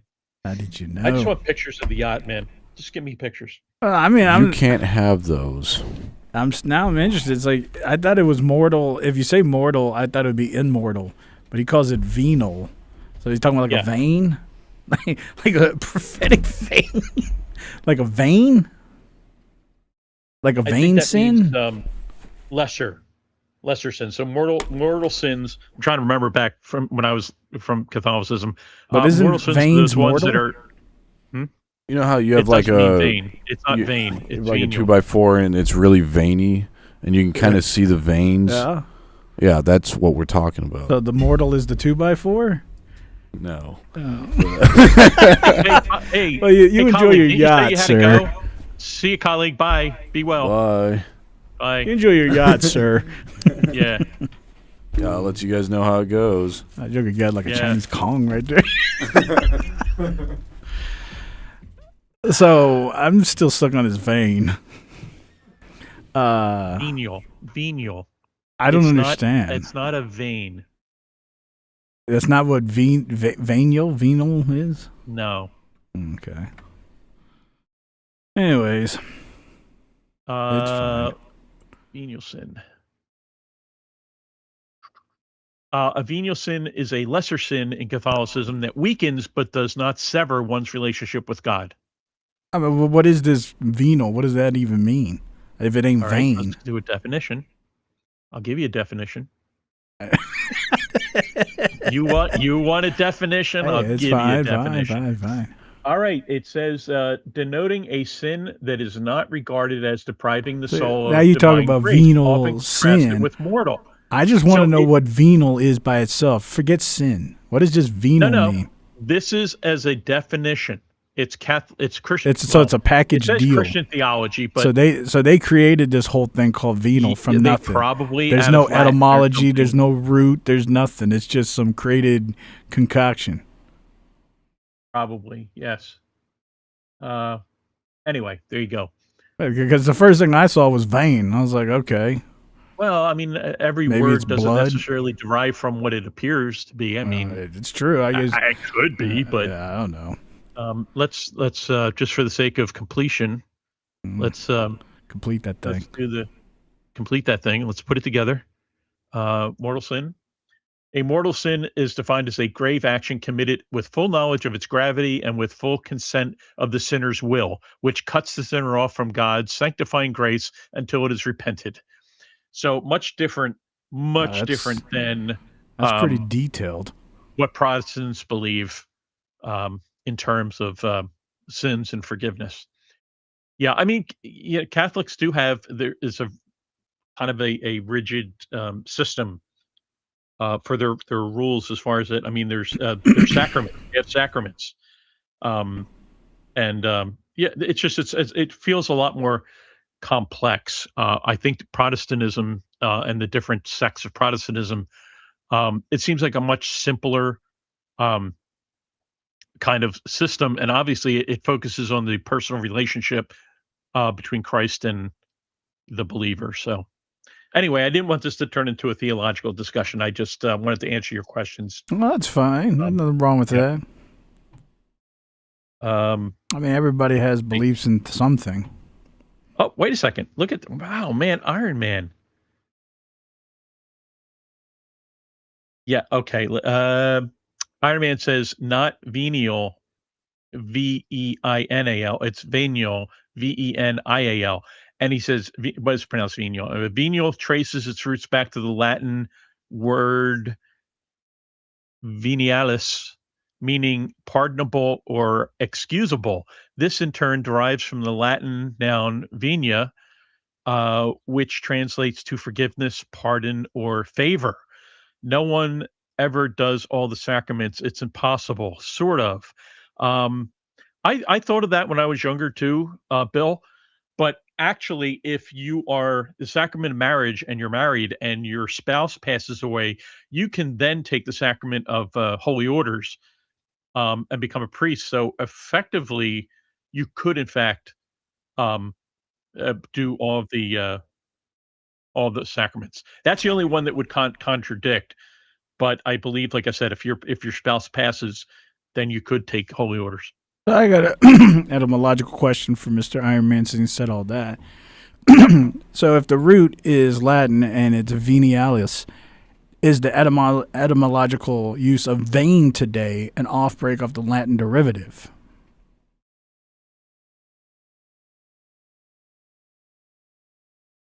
I guess we will wait for his response. Because if that's the case, that means vein today has been constructed under the premise of what is this Latin word as a root. So if it's pardonable or excusable, and assuming that means the transmission of thought of using vein from the root, if that's the case, veins must be some thought of removal, maybe it's removal, like pardonable, excusable, maybe it's removal.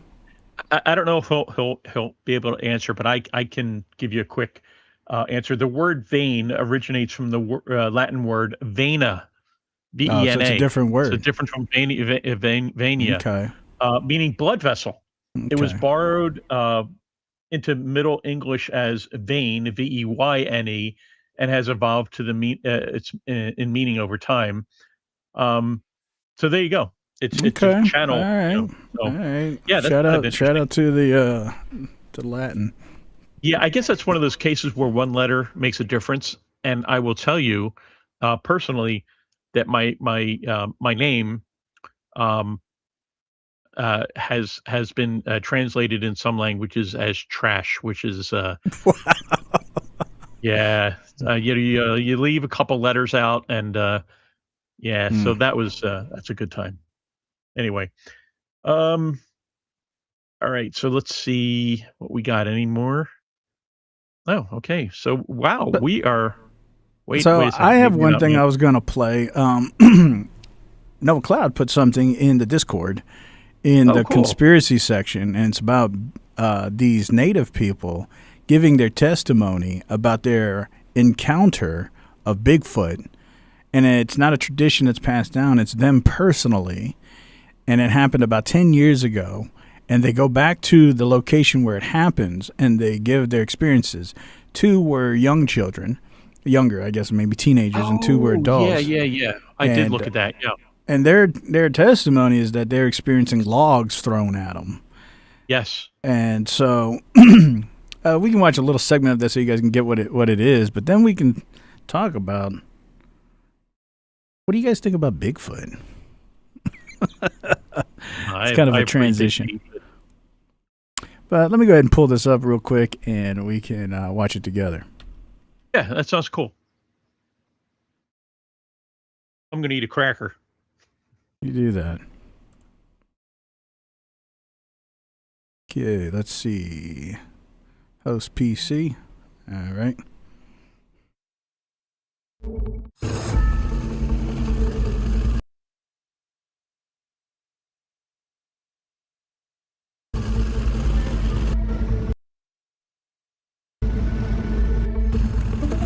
Access. Maybe we're getting like some internet buffer issues. Yeah.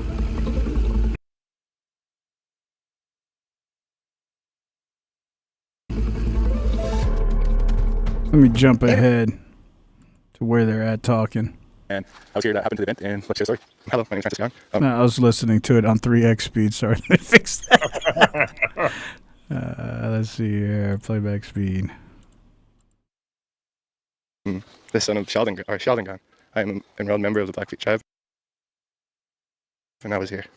Here, we're standing in a spot we haven't been here in over 10 years. Yeah. This spot here, we were harvesting wood for the winter, and there was a total of 9 of us here. We were right here at this spot collecting wood throughout the area here, and when the fall of 2015, this was probably about our third day back in this area that we were getting wood. On that last day, though, it kind of seemed a little eerie. Yeah, a little odd. It was just, I don't know, it just had this presence of something. And so we pushed forward. You know, we come back here again. Like I said, this was our third day back here. We came here. We were all set up through right here. And when we were back this way, me and my brother, my uncle and my dad, we went back further, a little bit further than where we're standing. Everybody else was all right here.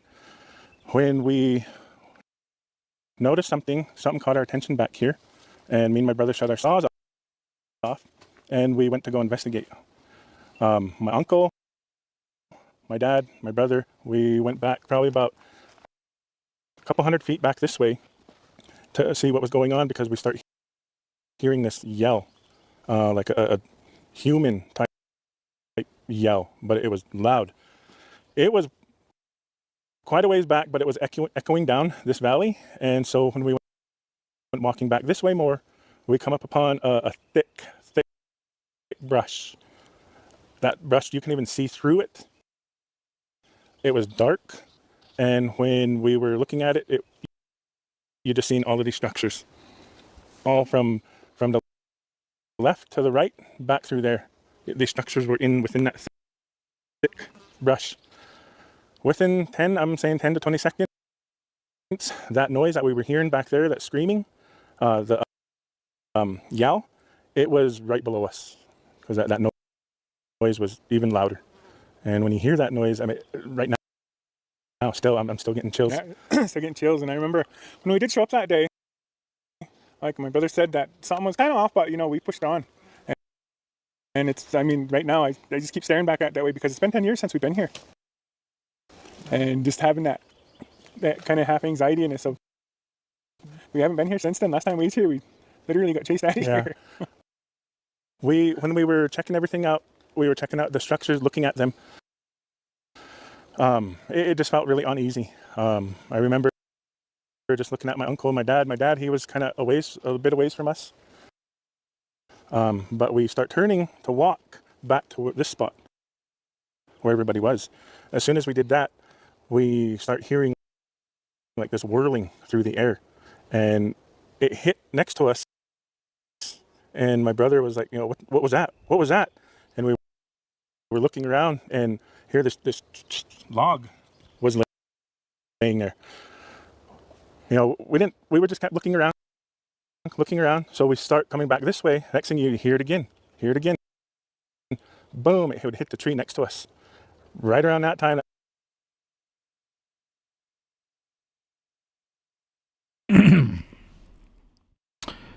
There might be some transmissional issues. All right. Oh, that's the gist of it. Like, they go into detail and explain about all of that. But the gist of it is, so they went out here, they were cutting some wood, they were, you know, doing their normal thing, gathering wood, and then all of a sudden they heard these noises and these screams and yells. Then when they looked around that area and started to investigate, they saw these like TP-shaped structures. And then when they came back and they were coming back to their trucks, all of a sudden they heard this whooshing sound and things started landing, and they were trying to figure out what it was. Next thing they know, they saw these logs there. And then they started hearing more of these whooshing sounds. Next thing they know, they're starting to see logs falling all around them. So that's their testimony about that. And they're attributing that to Bigfoot and their experience about Bigfoot. And so I guess the only thing that's interesting about that to me is, you know, this isn't some traditional folklore that they're passing down, telling us, you know, somebody else's experience. Apparently these people are saying first-person experience. So two of those people, they were younger, possibly teenagers, and then two of those were older gentlemen. And they all, if you watch that whole hour video, which you guys can find in the conspiracy section in the Discord, they all testify to that was the legitimate experience they're having. So the question is, What do you guys think about Bigfoot?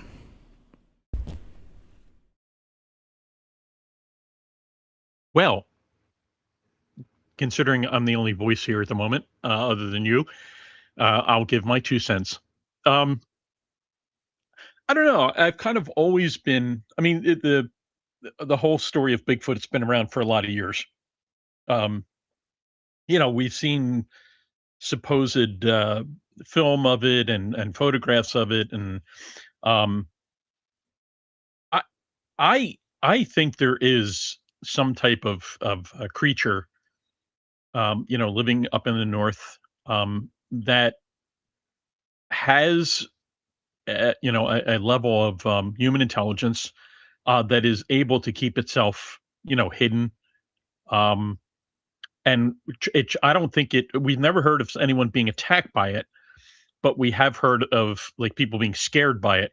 And I think that could be one of the levels of intelligence, is that it doesn't want to harm anyone, but it wants its privacy. It wants to stay hidden.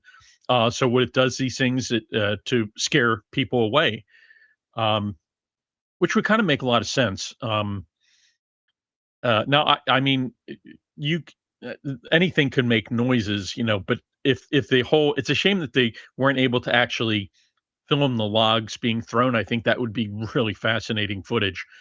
But if you take them at their word and said that these large logs came flying out at them, it would take something of a pretty strong, um, ability to toss something like that. So I don't know. I've always kind of felt that, and that and the Loch Ness monster.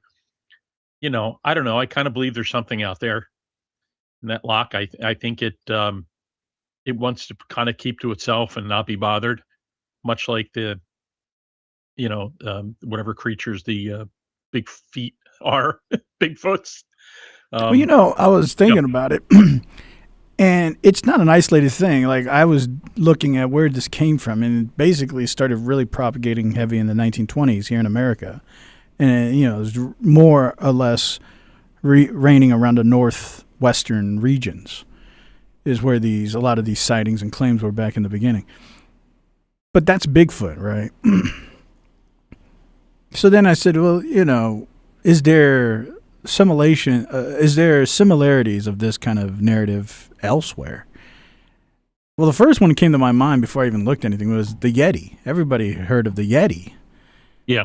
And the Yeti is, the Himalayan, like the white snow bear looking version of the ape, but it's Right. a Bigfoot. It's basically a snow version of Bigfoot. Of the Bigfoot. Yeah, exactly. And so there's this old Himalayan tradition about the Yeti.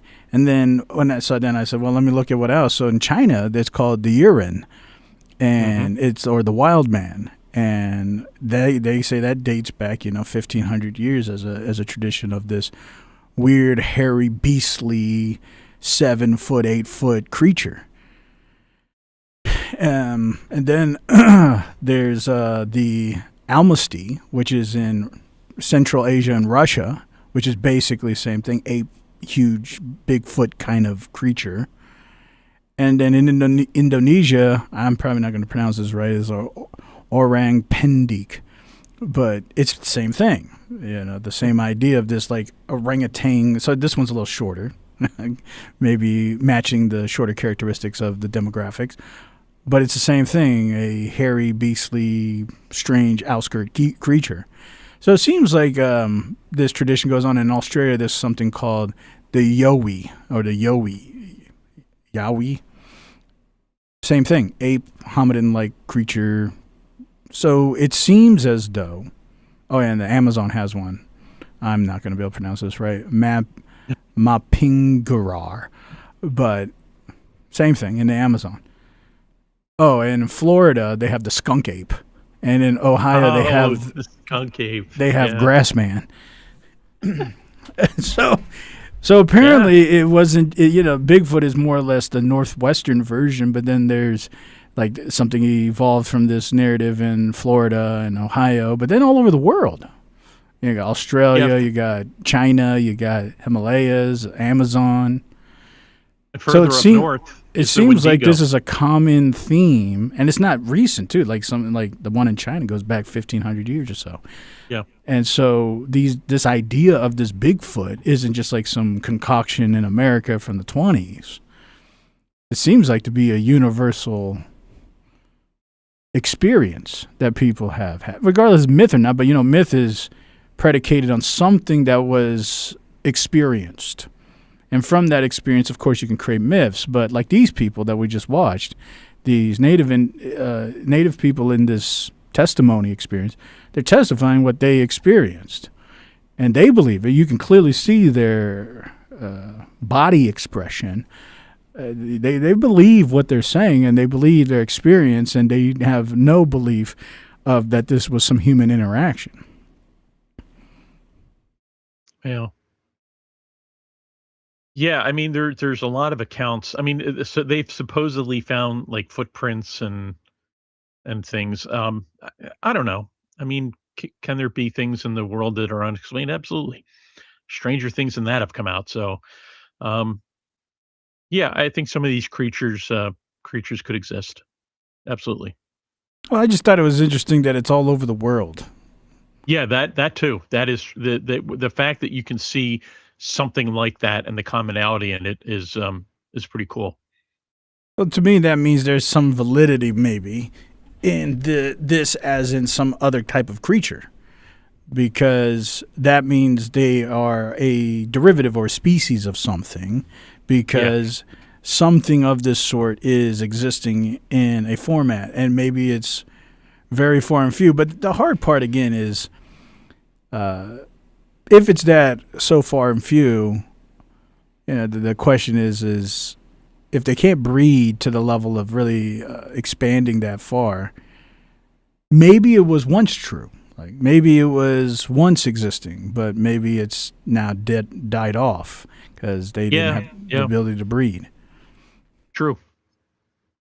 But these myths, they continue because those experiences were real once. Right. So that's something I was thinking. It's like maybe there really is or was something like that, but the commonality of that. Not only that, everybody has drones. Everybody has cameras today. Everybody has a way to have video evidence. So if there was a way to gather that evidence, it would be in today's age than ever. And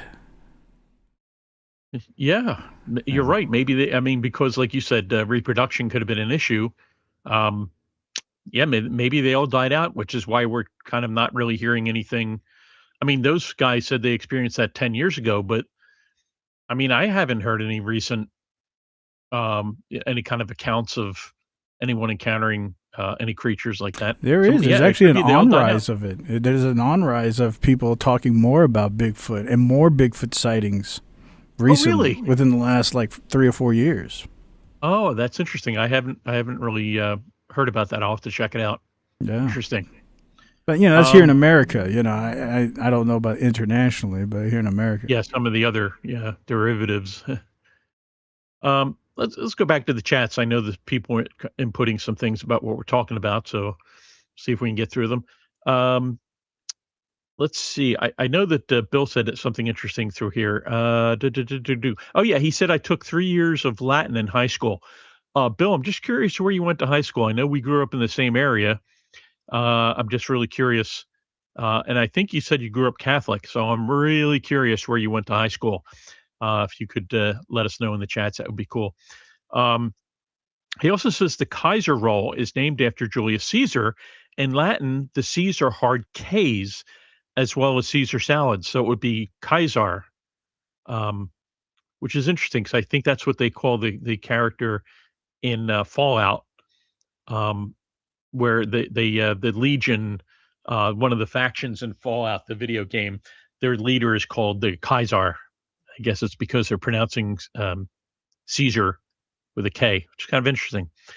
And then Pirate Nerd Mom says they genuinely seem freaked out by I guess the people in the video generally seem freaked out by whatever they heard and saw. It could be a lot of things, whether other than Bigfoot, though, it could have been a Wendigo, which I had mentioned, although I believe they are farther up north. But And then she said, could be aliens, could be humans playing a prank. That is true. Although I don't know. This is a launching it in Oz, I don't reservation. know. This is on an Indian reservation. They're pretty far out. These people seem like they're pretty familiar with that area up to that point. They said they didn't come back after that until this video.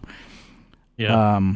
Which is if you're kind of making a story or whatever, you would think they would try to make it more public, but Right, yeah. right. Well, it seems like they were traumatized, whatever it was. They definitely didn't want to go back there. But because there's more on-rise of these Bigfoot occurrence testimonies, it's probably what gave them emphasis to, like, we should probably contribute to this on-rise of Bigfoot testimonies. But I don't know. All I know is that it definitely seems like they were convinced that this was a Bigfoot thing. But, yeah, I don't think it was human intervention. Now, of course, it could have been nature. I guess it could have been some crazy wind or something. But if that was the case, that probably would have been obvious to them that there's really heavy wind. Because they were people that were used to being out in the wilderness or whatever. Yeah, that's true. So, plus, you can't really explain the logs, though. I mean, maybe there's a bunch of dead trees and it got knocked over and is thrown, and it seems like it was thrown, but they've got. I'm just saying hypothetically. Okay, you might think that, but then they would have known that. Like it's pretty obvious when there's a storm of brewing or there's really heavy wind, and so they would have just attributed it to that. But clearly that wasn't the case. Well, Iron Man says I could see there being a Bigfoot or Little Big Feet. As opposed to the band Little Feet. Let's see. Iron Man also says, what would the proper plural of Bigfoot be? Bigfoots or Big Fee or Big Feet? Big Fi. Oh, yeah, Big Fi. Like, oh, look, it's a group of Big Fi. And Pirate Nerd Mom says, Big Feets? Question mark. Iron Man Bill says, Eddie Murphy had a joke about his uncle's Puerto Rican wife was so hairy, she looked like a Bigfoot, and he claimed that they had little big feet together. And then Pirate Nerd Mom says, Gus, your wife's a Bigfoot. I remember that bit that Eddie Murphy did. It was rather funny. Yeah. Gus, your wife's a Bigfoot. Goony Goo Goo. What does that mean? Goony Goo Goo. I don't know. You had to have seen it, I guess. Pirate Nerd Mom says, Bigfoot is a cryptid. There's an official state cryptid for every state in the U.S. New Jersey's the Jersey Devil, which I heard that, is probably the most famous. Pennsylvania is called the Squonk, which I think the group Genesis did a song about. And Mothman is another, and I have heard of the Mothman. And then Pirate Nerd Mom says, my husband got me a fun book that's an encyclopedia of cryptids. Well, that's cool. Now, I got one question. Does that book have the internet cryptid? The AI cryptid? Ooh. That's interesting. Because that was a big thing when AI first started getting popular back in like 2003, 2002. There was this weird phenomenon when you would put in certain prompts, this same image would show up in anybody's computer, and they started attributing that to like an AI cryptid because everybody would get the same weird image person deal. Huh. That's weird. I don't know if that would be in the book, but she said she's going to check. Let's see where we're going down. It was interesting. Iron Man Bill said there's been a bunch of accounts recently, which is what you were saying, host. So that's interesting. Oh, then he answered my question. St. Joe's Prep, baby. You're a St. Joe's guy. Okay. I went to North Catholic, so I'm sure you're familiar with that.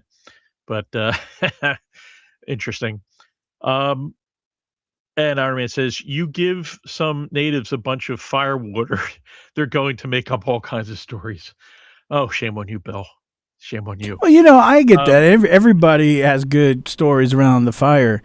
But these people, I mean, I'm not the best, but I mean, I've studied people quite a bit, and their interaction, their projection of revisiting this memory, the story, doesn't feel like it's just one of those, because when you have the campfire story, it's almost you're projecting like I have a true story, and my story is the best story, and let me tell you this story. It's really going to scare you, and it's kind of theatrical, embellished or whatever. Yeah, right. These people seem like they're going through an experience. Like if a soldier was talking about something they went through in the war, it kind of gives that kind of feeling that they're traveling in reliving a world something. They're reliving that they probably suppressed for a while. Traumatic experience. Yeah, I agree. I got that's kind of the feeling I was getting. But I agree. Yeah, of course. Anybody can give you some good stories around a fire. Hey, we know colleague. And he don't need no fire.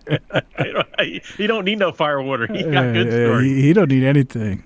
He's got 27. He got a 27-year-old kid. Right now, he's going to go get his yacht right now. Right. Yeah, I was going to say, how can you tell if colleague is lying? His mouth is moving. How do you know he's not even here right now? He's just hiding over there in the corner. Yeah, no, that's wrong, man. We're talking smack about him, and he's not here to defend himself. I don't care about that. I'm saying, how do you know he's not right there? How do you know I'm not looking at him? You might be. Yeah. You might be, Rabbit. You might be. Yeah, so Pirate Nerd Mom is checking, and Iron Man Bill said, LOL. Oh, he said North Catholic had an 80% direct-to-jail pipeline. Whoa. Man. Well, we couldn't all afford to go to St. Joe's Prep, So are you saying they need they need some of this reciprocal punishment we were talking about earlier? Yeah, well, I have a feeling that North Catholic was like the poor Catholic school that. 80%. That's pretty high. Well, there's something else. It was all boys. It was an all-male school. It was not co-ed. It wasn't mixed. There were female schools like Little Flower and Hallahan in the area that were specifically St. Hubert's. They were all specifically for the girls, and then you had high schools for the boys. But St. Joe's Prep and Holy Ghost Prep were two of the kind of better schools, but they were preparatory schools. They were definitely more expensive as far as tuition. So yeah. But if you were on the poor side and you lived in Philly, chances are or at least in our neighborhoods, the Port Richmond, the Kensington, the Harrogate, all those neighborhoods, you would go to. Yeah, but I mean, but we're talking about an 80% direct to jail pipeline. That's the claim. I mean, that's he is being sarcastic. I don't know. I mean, you're around that area. I mean, I know. I don't know if you're collaborating with it. I think he's just being sarcastic. Yeah, okay. I was going to say that he's getting looked into. some problem students probably came out of there. There's no doubt, but I think that's true of any school. Sure. I know the interesting thing is the archdiocese closed North Catholic. They shut it down. So I don't think that was the reason, because there was an 80% jail rate. At least we don't think so. No, all right. I was just going to say, let me see. He says, since colleague is in here, I'll talk about him. He seems like the kind of guy who wouldn't want to leave alone near all the coats of a party. Oh, yeah. He probably takes it as an honor. Just keep talking. Every time you talk about him and his 27-year-old child, brings joy to his heart. Yeah. He's a guy that seems like stuff rolls off his back, much like water on a duck's ass. Yes, I said the word ass. I did. Never watched a duck in water. Does it roll? Well, have you ever seen a wet duck? Yeah, I mean, I've seen a duck in a pond, but I have never noticed if their feathers are have like a hydrophobic film or hydrophobic ability to just roll off water. I think that's true of most birds. I think their feathers they're really waterproof. Yeah, they're waterproof. I'm pretty sure. Well, that's I never really pay attention like that. That's interesting. Yeah, I mean, if you don't, so really they're never saturated. Yeah, they don't look like they're drenched.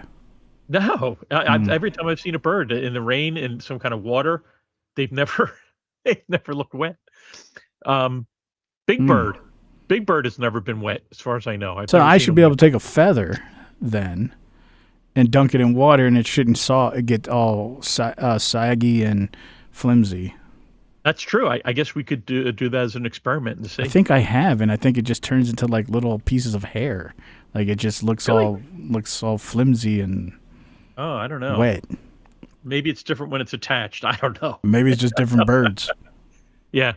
I don't know, but that sounds. It could. If it's an old feather, it might fall apart. If it's a feather that's detached from an animal and you have it for a while, I think it could deteriorate. So that's possible. Mm. Bill says my high school in 1992. Oh man, I didn't realize you were that young. My high school in 1992, or maybe he's saying how much it was $7,000 a year in 1992 for St. Joe's. Temple University was $5,000 a year. So it just goes to show you that Temple U in Philadelphia was cheaper than a high school. The high school doesn't speak very highly of Temple University. Yeah. Well, I know a lot of folks that went to Temple. I mean, if high school is out charging you, that's something. Oh yeah, Bill says both my sisters went to Hallahan. That shut down too. I wasn't aware, but there's something going on over there in Pennsylvania. Yeah, I know Philadelphia had quite a few. Well, I also think it's attendance. You know, you can only keep the schools open if people are willing to pay the tuition that they're charging. And obviously, if Bill's saying in '92 it was $7,000 a year for St. Joe's Prep, which was again a college preparatory school, which was more expensive. I'm guessing even if North Catholic that I went to was half that, that was still $3,500 a year. Which again, you know, that was no small change. Now I went in the '70s. I graduated at the end of the '70s, so there's a much bigger difference there. Maybe it was 2,000 a year. I'm not quite sure. Yeah, I went to public school. I don't know anything about none of that. Yeah. Yeah, I mean, public schools free pretty much. But yeah, Catholic school, they also remember there being the parish churches where the kids would feed in from to the high school. They would like tithe a certain amount of money to the high school as well to cover some of the tuition of those students. So that was a part of it as well. But yeah, things have changed in those ensuing 50 years, 55 years since then.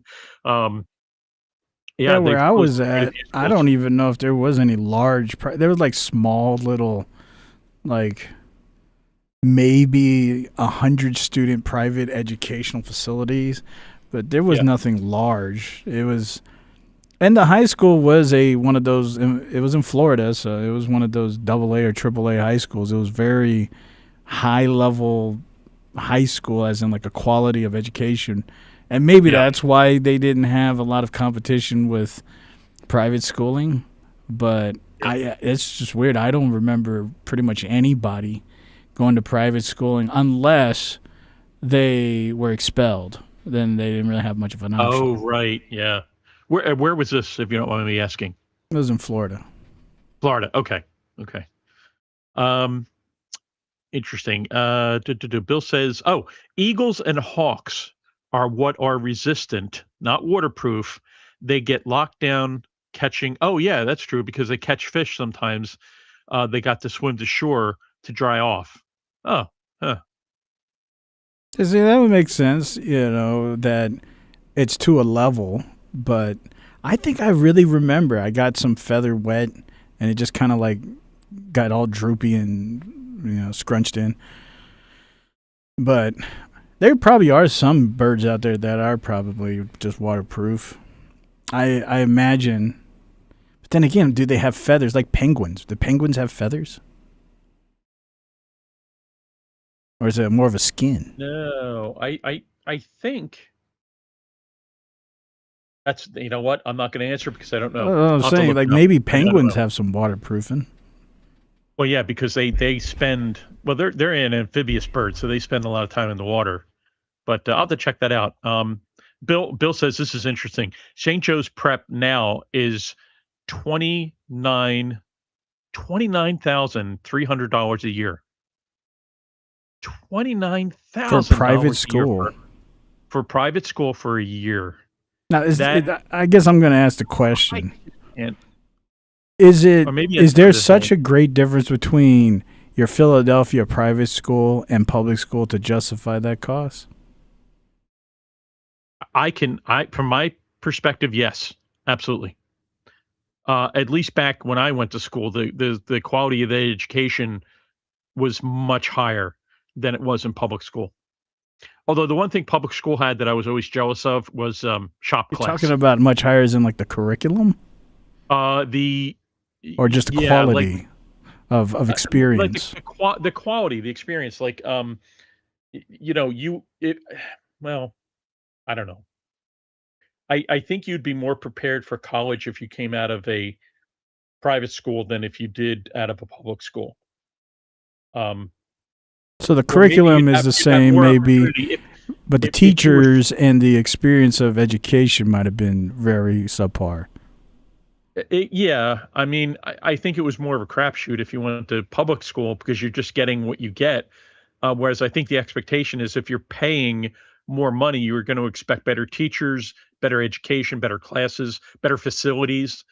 So Like, did you have any Yeah. friends that went to public school when you were in high school?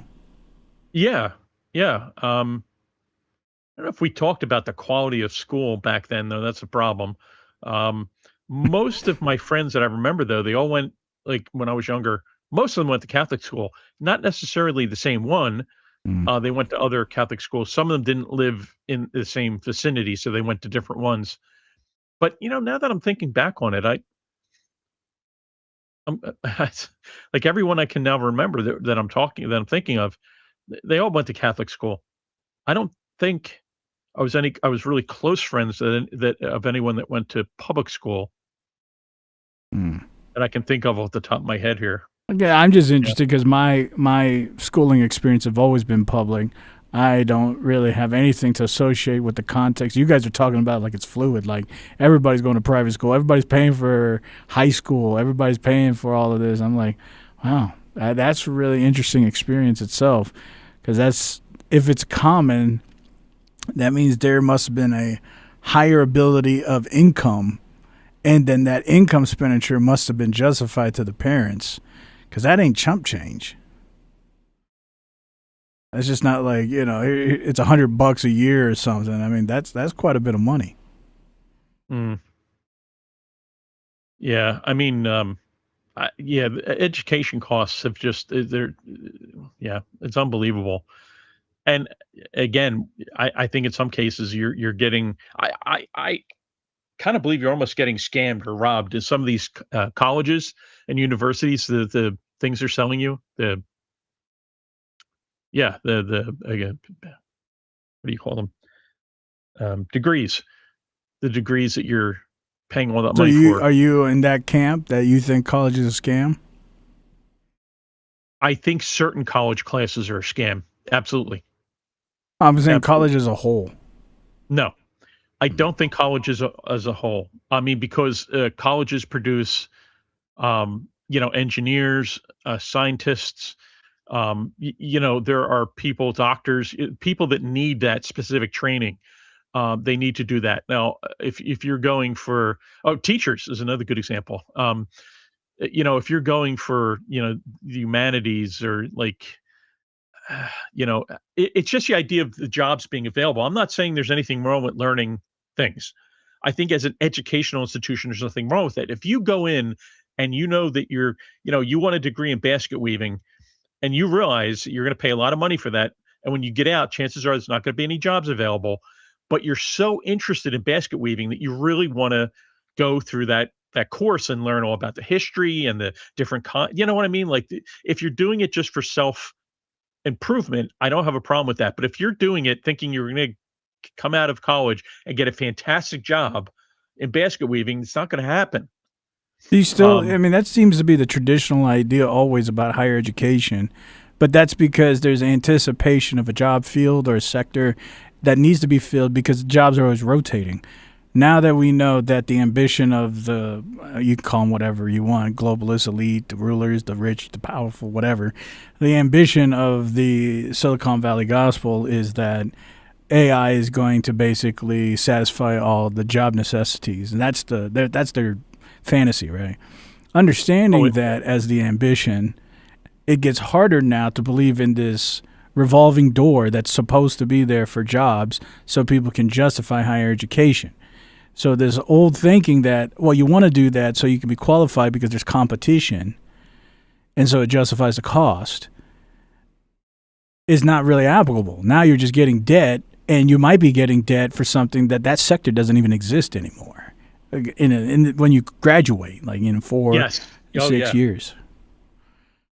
No, I agree. I went to college for computer engineering, which effectively you learned about how computers are made and designed. Which, back in the 70s, you would think that'd be pretty lucrative, right? I mean, but the problem is, once I got out and, a few years after that, it just started to be kind of a mass production sort of situation. And there's a certain number of companies that locked it down, and that was it. So it did, in a certain sense, it did kind of close out, opportunities, and, at least specifically in that area, now, my IT experience, I fell back on that and I got involved in the customer service angle, which I was fortunate, and got, involved in doing help desk for several different companies, and eventually was able to become a manager in the help desk. So it worked out okay, but it certainly wasn't really based on my actual college courses and knowledge. So yeah, I had a similar experience, but I did get certified to be a computer technician, but it was useless in that time frame because I already could see it became an expendable thing. So what I dove into was network administration, and because I knew that was always going to be a problem because of internet cybersecurity. And as long as you can specialize in internet and cybersecurity, you're always going to have jobs because that's going to be an infinite problem. That's a software issue. It's not a hardware problem. And so, that's the line I went down. And so, but even at that, where I was at, it was high competition. So it would justify higher learning and more certificates and certifications. That's the thing, yeah. So you justified it, right? So fine. It costs $5,000 to get Microsoft Server certified. It costs $2,000 to get Cisco certified, Novell certified, whatever certified. But you justify because the competition is fierce. You want to get your foot in, and so you take that risk, like any entrepreneur or anybody.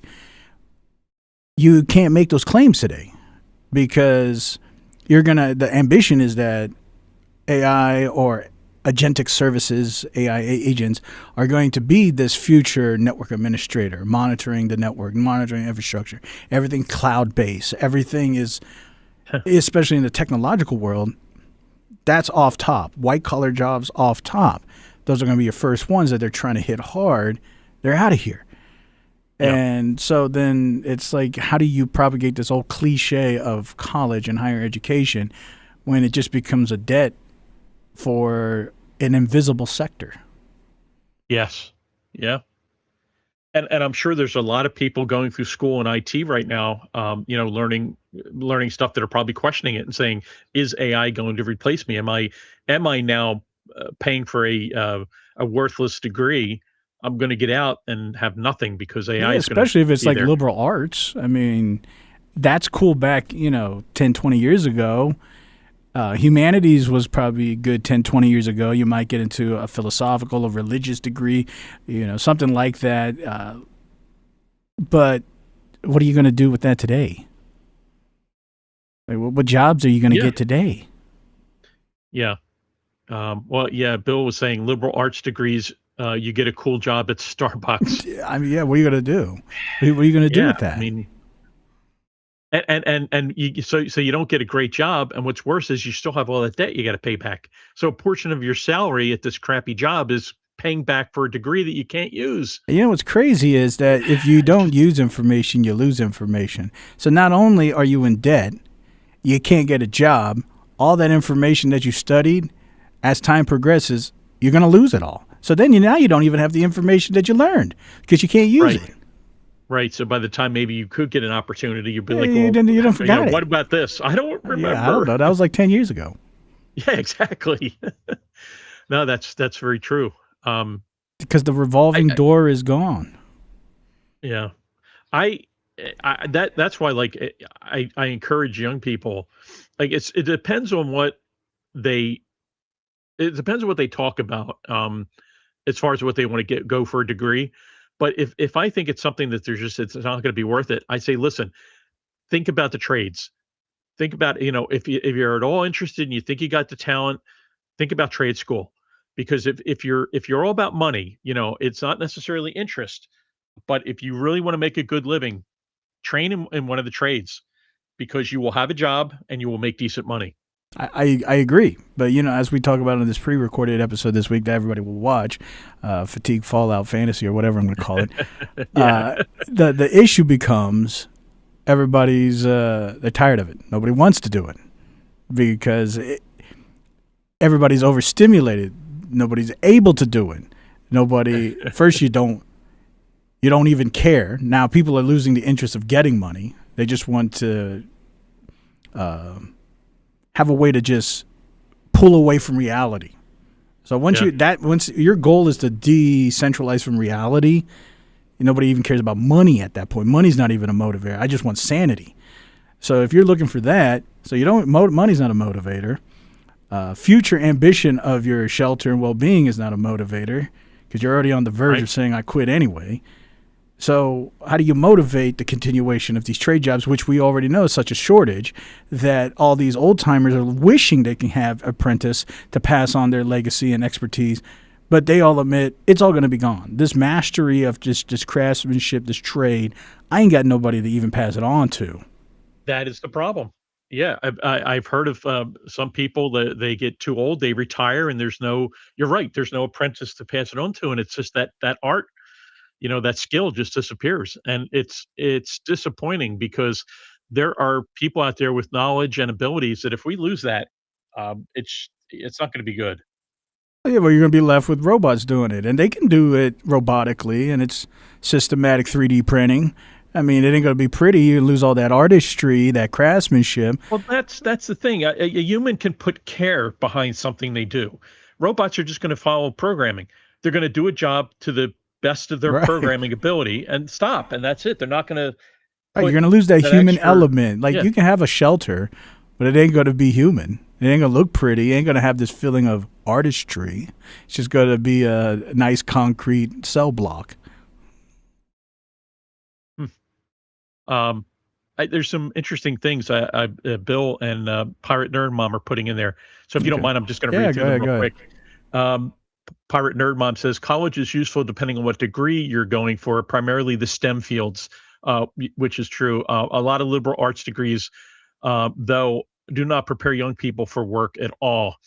Iron Man says, I think college should not have English history, all the BS, just do what the requirements of your degree are.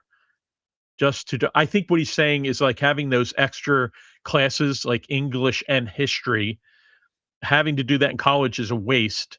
They should just have No, the like your the undergraduate majors. classes. Yeah, yeah, yeah. Right. It should just be like your major. Mm. I would agree with that wholeheartedly. Yes, absolutely. Especially I with the would money say you're it paying. depends on the degree. Like sometimes you need those undergraduate classes, especially the STEMs. If you're going into the STEMs, then yeah, you're going to need some of those undergraduate things to prep you for more of the math, more of the science, more of the technical things. Yeah, but they're talking about English and history. Well, I mean, some of those are the that kind of is things you should learn, and you should learn that in grade school and high school, and you should be done by the time you're there. I don't think there's anything that, unless you're going for a history or an English degree, I don't think there's anything that college is going to teach you about those things that is going to help you in your if future you're talking career. about like fundamental history, like world history and American history, but I'm saying proprietary history, like the history of the semiconductor or the. That's not what most colleges offer. Mm. To the best of my knowledge, they have specific classes like you were saying, like the history of semiconductors. That would probably be built into a history of technology class that would be useful for people taking a technology degree or STEM. I'm talking about English. Read this book and do a book report. Yeah, like what's a conjunction? What's in Yeah, well, stuff yeah. like that? Well, I guess you probably should Yeah, learn it's that in like probably fifth more in grade. literature. You probably get hit more with literature in college. Right. Like you have to read these books and tell Like me what you think about it. right. Yeah, which I think is just BS. Um, and history is fine if you're interested in it. But again, if it's just American history, world history, English, whatever.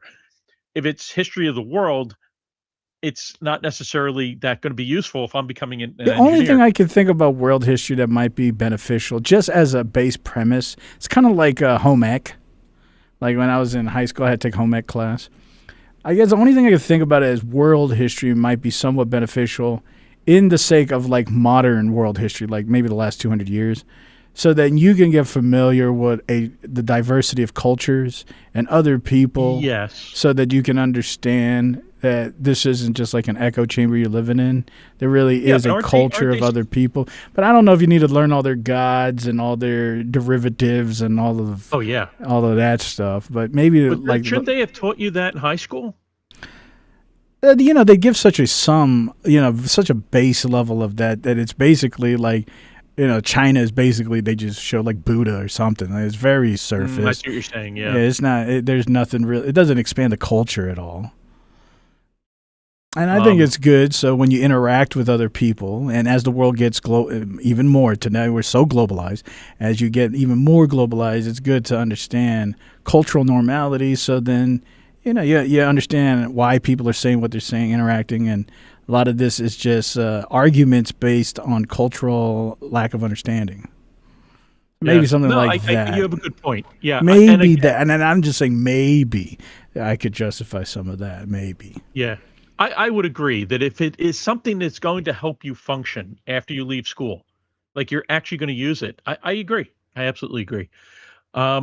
We got some more stuff. I think I read this liberal arts degree gets you a cool job at Starbucks was Bill, and then Pirate Nerd Mom says liberal arts degrees come with a job at McDonald's and a side of fries. Iron Man says my brother has a degree in sports medicine. He now owns a construction company for 25 years. There you go, sports medicine and a construction business, 25 years. Yeah, I actually knew a couple guys who went to be a sports therapist, and then I don't know any of them that actually panned out. Yeah, Bill says I passed my mastery of railing building onto a guy that's 25 years old, and I learned from a guy who's now 60. He said I'm 51. So interesting. Yeah, again, those arts, I mean, you could have a 3D printer print out a bunch of railings, right? But it's probably nowhere near as artistic or I'm going to say even beautiful probably than the railings that a person's going to make, Um, yeah, that's awesome. And I'm glad that you were able to pass that along to someone, a younger person. That is good to hear. Yeah, that is good to hear, but unfortunately, you're gonna need more than 1 and 2 every so often. Even if even if you had like in a city of, maybe in a larger city like Philadelphia, maybe you have like 1,000 master craftsmen. If you're only getting 1,000 more, and then you have to believe that those people will continue in this trade and not pan out, and have some kind of, iron working fatigue or whatever else we can come up with. Yeah. Because if they don't, I would say, yeah, go ahead. I was going to say, if they don't, then it's over. Yeah, I agree. I still think there's a net loss going on here, even though if there are some people that are going through it and learning these things. I think it is a net loss, and I think what's going to happen is similar to what my wife is seeing in certain instances in artistic circles, is where um, AI is now people are generating art with AI, and then they're selling it as art, right? Um, and what's happening is artists who are, doing hand drawn art are kind of getting kicked by the wayside. So much so that there is a convention that recently outlawed, or banned, I guess would be a better word, banned any AI art from the convention totally. And I said that was good, but it's like trying to stop a tsunami with an umbrella. I mean, maybe you can control that, but you're not going to stop it. And I said, what should happen then is when these AI artists outnumber hand drawn artists, then the hand drawn artists have something that they can say, come by my art. I have sat and drawn this by hand. It is a hand crafted piece of art. Whereas if anything else is done by a computer or whatever, anybody can go and get that or print it out themselves or, And 3D see, but print. it's going to That get was another tough. issue, but As things get in higher quality, you're going to have to validate yourself. So if AI gets so good at replicating, like really articulate specific ball pen exclusive drawings, I only use a ball pen, and that has a particular look, particular shading, absolutely. but it gets so good to do that. And you say, well, mine is hand drawn. They may say, how do I know? You just didn't you didn't AI generate that. So you're going to have to self validate as accuracy becomes more relevant. Yeah, and there'll probably be clever ways to do that. I know one artist a hand-drawn artist at one of these conventions sits and draws while he's there at the convention, and people can watch him draw. Right. So you can see his See, artwork. I think there's mean, value in that, in Yeah. watching a master at work. That adage, watch a master at work. There's something about watching mastery evolve into its final process. Watching somebody who can do something that's so talented, taking something that seems so worthless into something so valuable. Watching that process, I think, has an intrinsic value. So maybe they'll have value on YouTube. Maybe they'll make videos of them drawing it, and that might actually provide a genuine humanistic attraction and service. But I don't know if the art itself will have that kind of a value if it can be replicated. I agree, and I think it was the point of saying I own a hand-drawn piece of art in a world where AI is creating everything. I think if you can say that, I think that's what makes it special. But if you can't and I prove don't the know, maybe. difference, that's like Well, you get a yeah. 3D printed apple. And let's say when you cut that apple open, there's no real trace marks. They got so good that you can't even tell it's 3D printed. Yeah. But it's only 10 cents. And then you got this real apple, and it's $3. But when you cut it open, they look the same, they taste the same, everything's the same. At some point, that's what I'm saying, when replication gets so good, the intrinsic value is lost. Yeah. I think people will always have that essence of art in the back of their mind. Like you're not creating art, you're just duplicating images. Whereas this person is sitting down and creating art. And I hope that there's probably going to be enough people around that still feel that way because there's still people paying millions of dollars for comic books and for Pokemon cards. I think there will always be this sense of value in certain items. I hope so. I mean, I think it's I ridiculous of the valuation because especially like in China, it's one of the most common way of money laundering because China, they limit how much you can export the yuan. So a lot of these rich Chinese billionaires, they'll buy art in another country so that they can export their money that they have locked up in the bank because the Chinese government doesn't want you to liquidate the yuan. So they use art on purpose so they can get out their cash. They can liquidize their cash outside of China. So, I mean, I think some of it is outrageous, but I do hope it continues no matter the cost because it does allow humans to say there is something we care about that's intrinsically human. But I think at some point when everybody's fatigued out, it's getting worse and worse and worse. So I don't know how much people are going to care. Yeah, especially after our episode on Saturday. That's just the surface. That was a good episode. That was by just the way. the surface, man. If you go a lot deeper on this crazy road. Yeah, we only have a few minutes left. Let me try to knock out the last couple of these. Are interesting. Bill says my electrical engineering professor used to talk about Nikola Tesla all the time, which is again, directly related. That's cool. Dr. Toilet. Hey, Dr. Toilet. He's chimed in, and he says I've eaten lots of book reports and tampons. I bet. So there you go. Bill says you're talking, and I'm thinking that's the difference between public and private, because I studied Buddhism for 2 weeks in high school and the Indian religions and everything around the globe. So that is interesting. And then Iron Man says Mike Rowe donates millions to high school students to take maintenance jobs, including like welding, plumbing, HVAC, all that stuff. Let me just give a shout out. Mike Rowe is one of my heroes.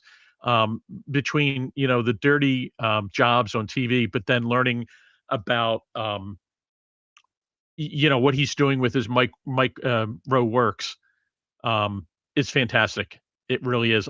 He's promoting the trades, and I think he's doing a fantastic job. And I really like that guy. He said he will never run for office, which saddens me because I think he would be an amazing politician. Yeah, I don't know who that guy is, but it reminds me of my public school. We had a VOTEC, and I got to do electrical wiring in there. That's where I learned. And I was able, after well, that was a whole different story. But I could pass the NEC code test. But, that was free, though. That was free. I didn't have to pay for that. That was public schooling. And they were promoting that's VOTEC. True. And that's why I said I was envious. I was envious of you guys that got to have shop. I thought that would have been a great class, and I think they should do that. And it was free. Nobody paid for that. Yeah, I know. Well, I guess the taxpayers paid for it, of course. Something interesting. Bill says, I don't get art. I went to the art museum, Philadelphia Art Museum. I wanted to be in there about 10 minutes. All that crap. I'd rather go look outside. Nature in 3D, baby. I want to grab a tree, not look at it. I will say, though, that, Bill, if you've ever gone to the arms and armory section in the Philadelphia Art Museum, it is really cool. It's the one part I always go to when I go to the art museum. It's true that some of the art escapes me as well, but I got to tell you, that is a cool section of the arms and armory. And I also like the Japanese pavilion they have in there, because it's 3-dimensional art in terms of the way it's built.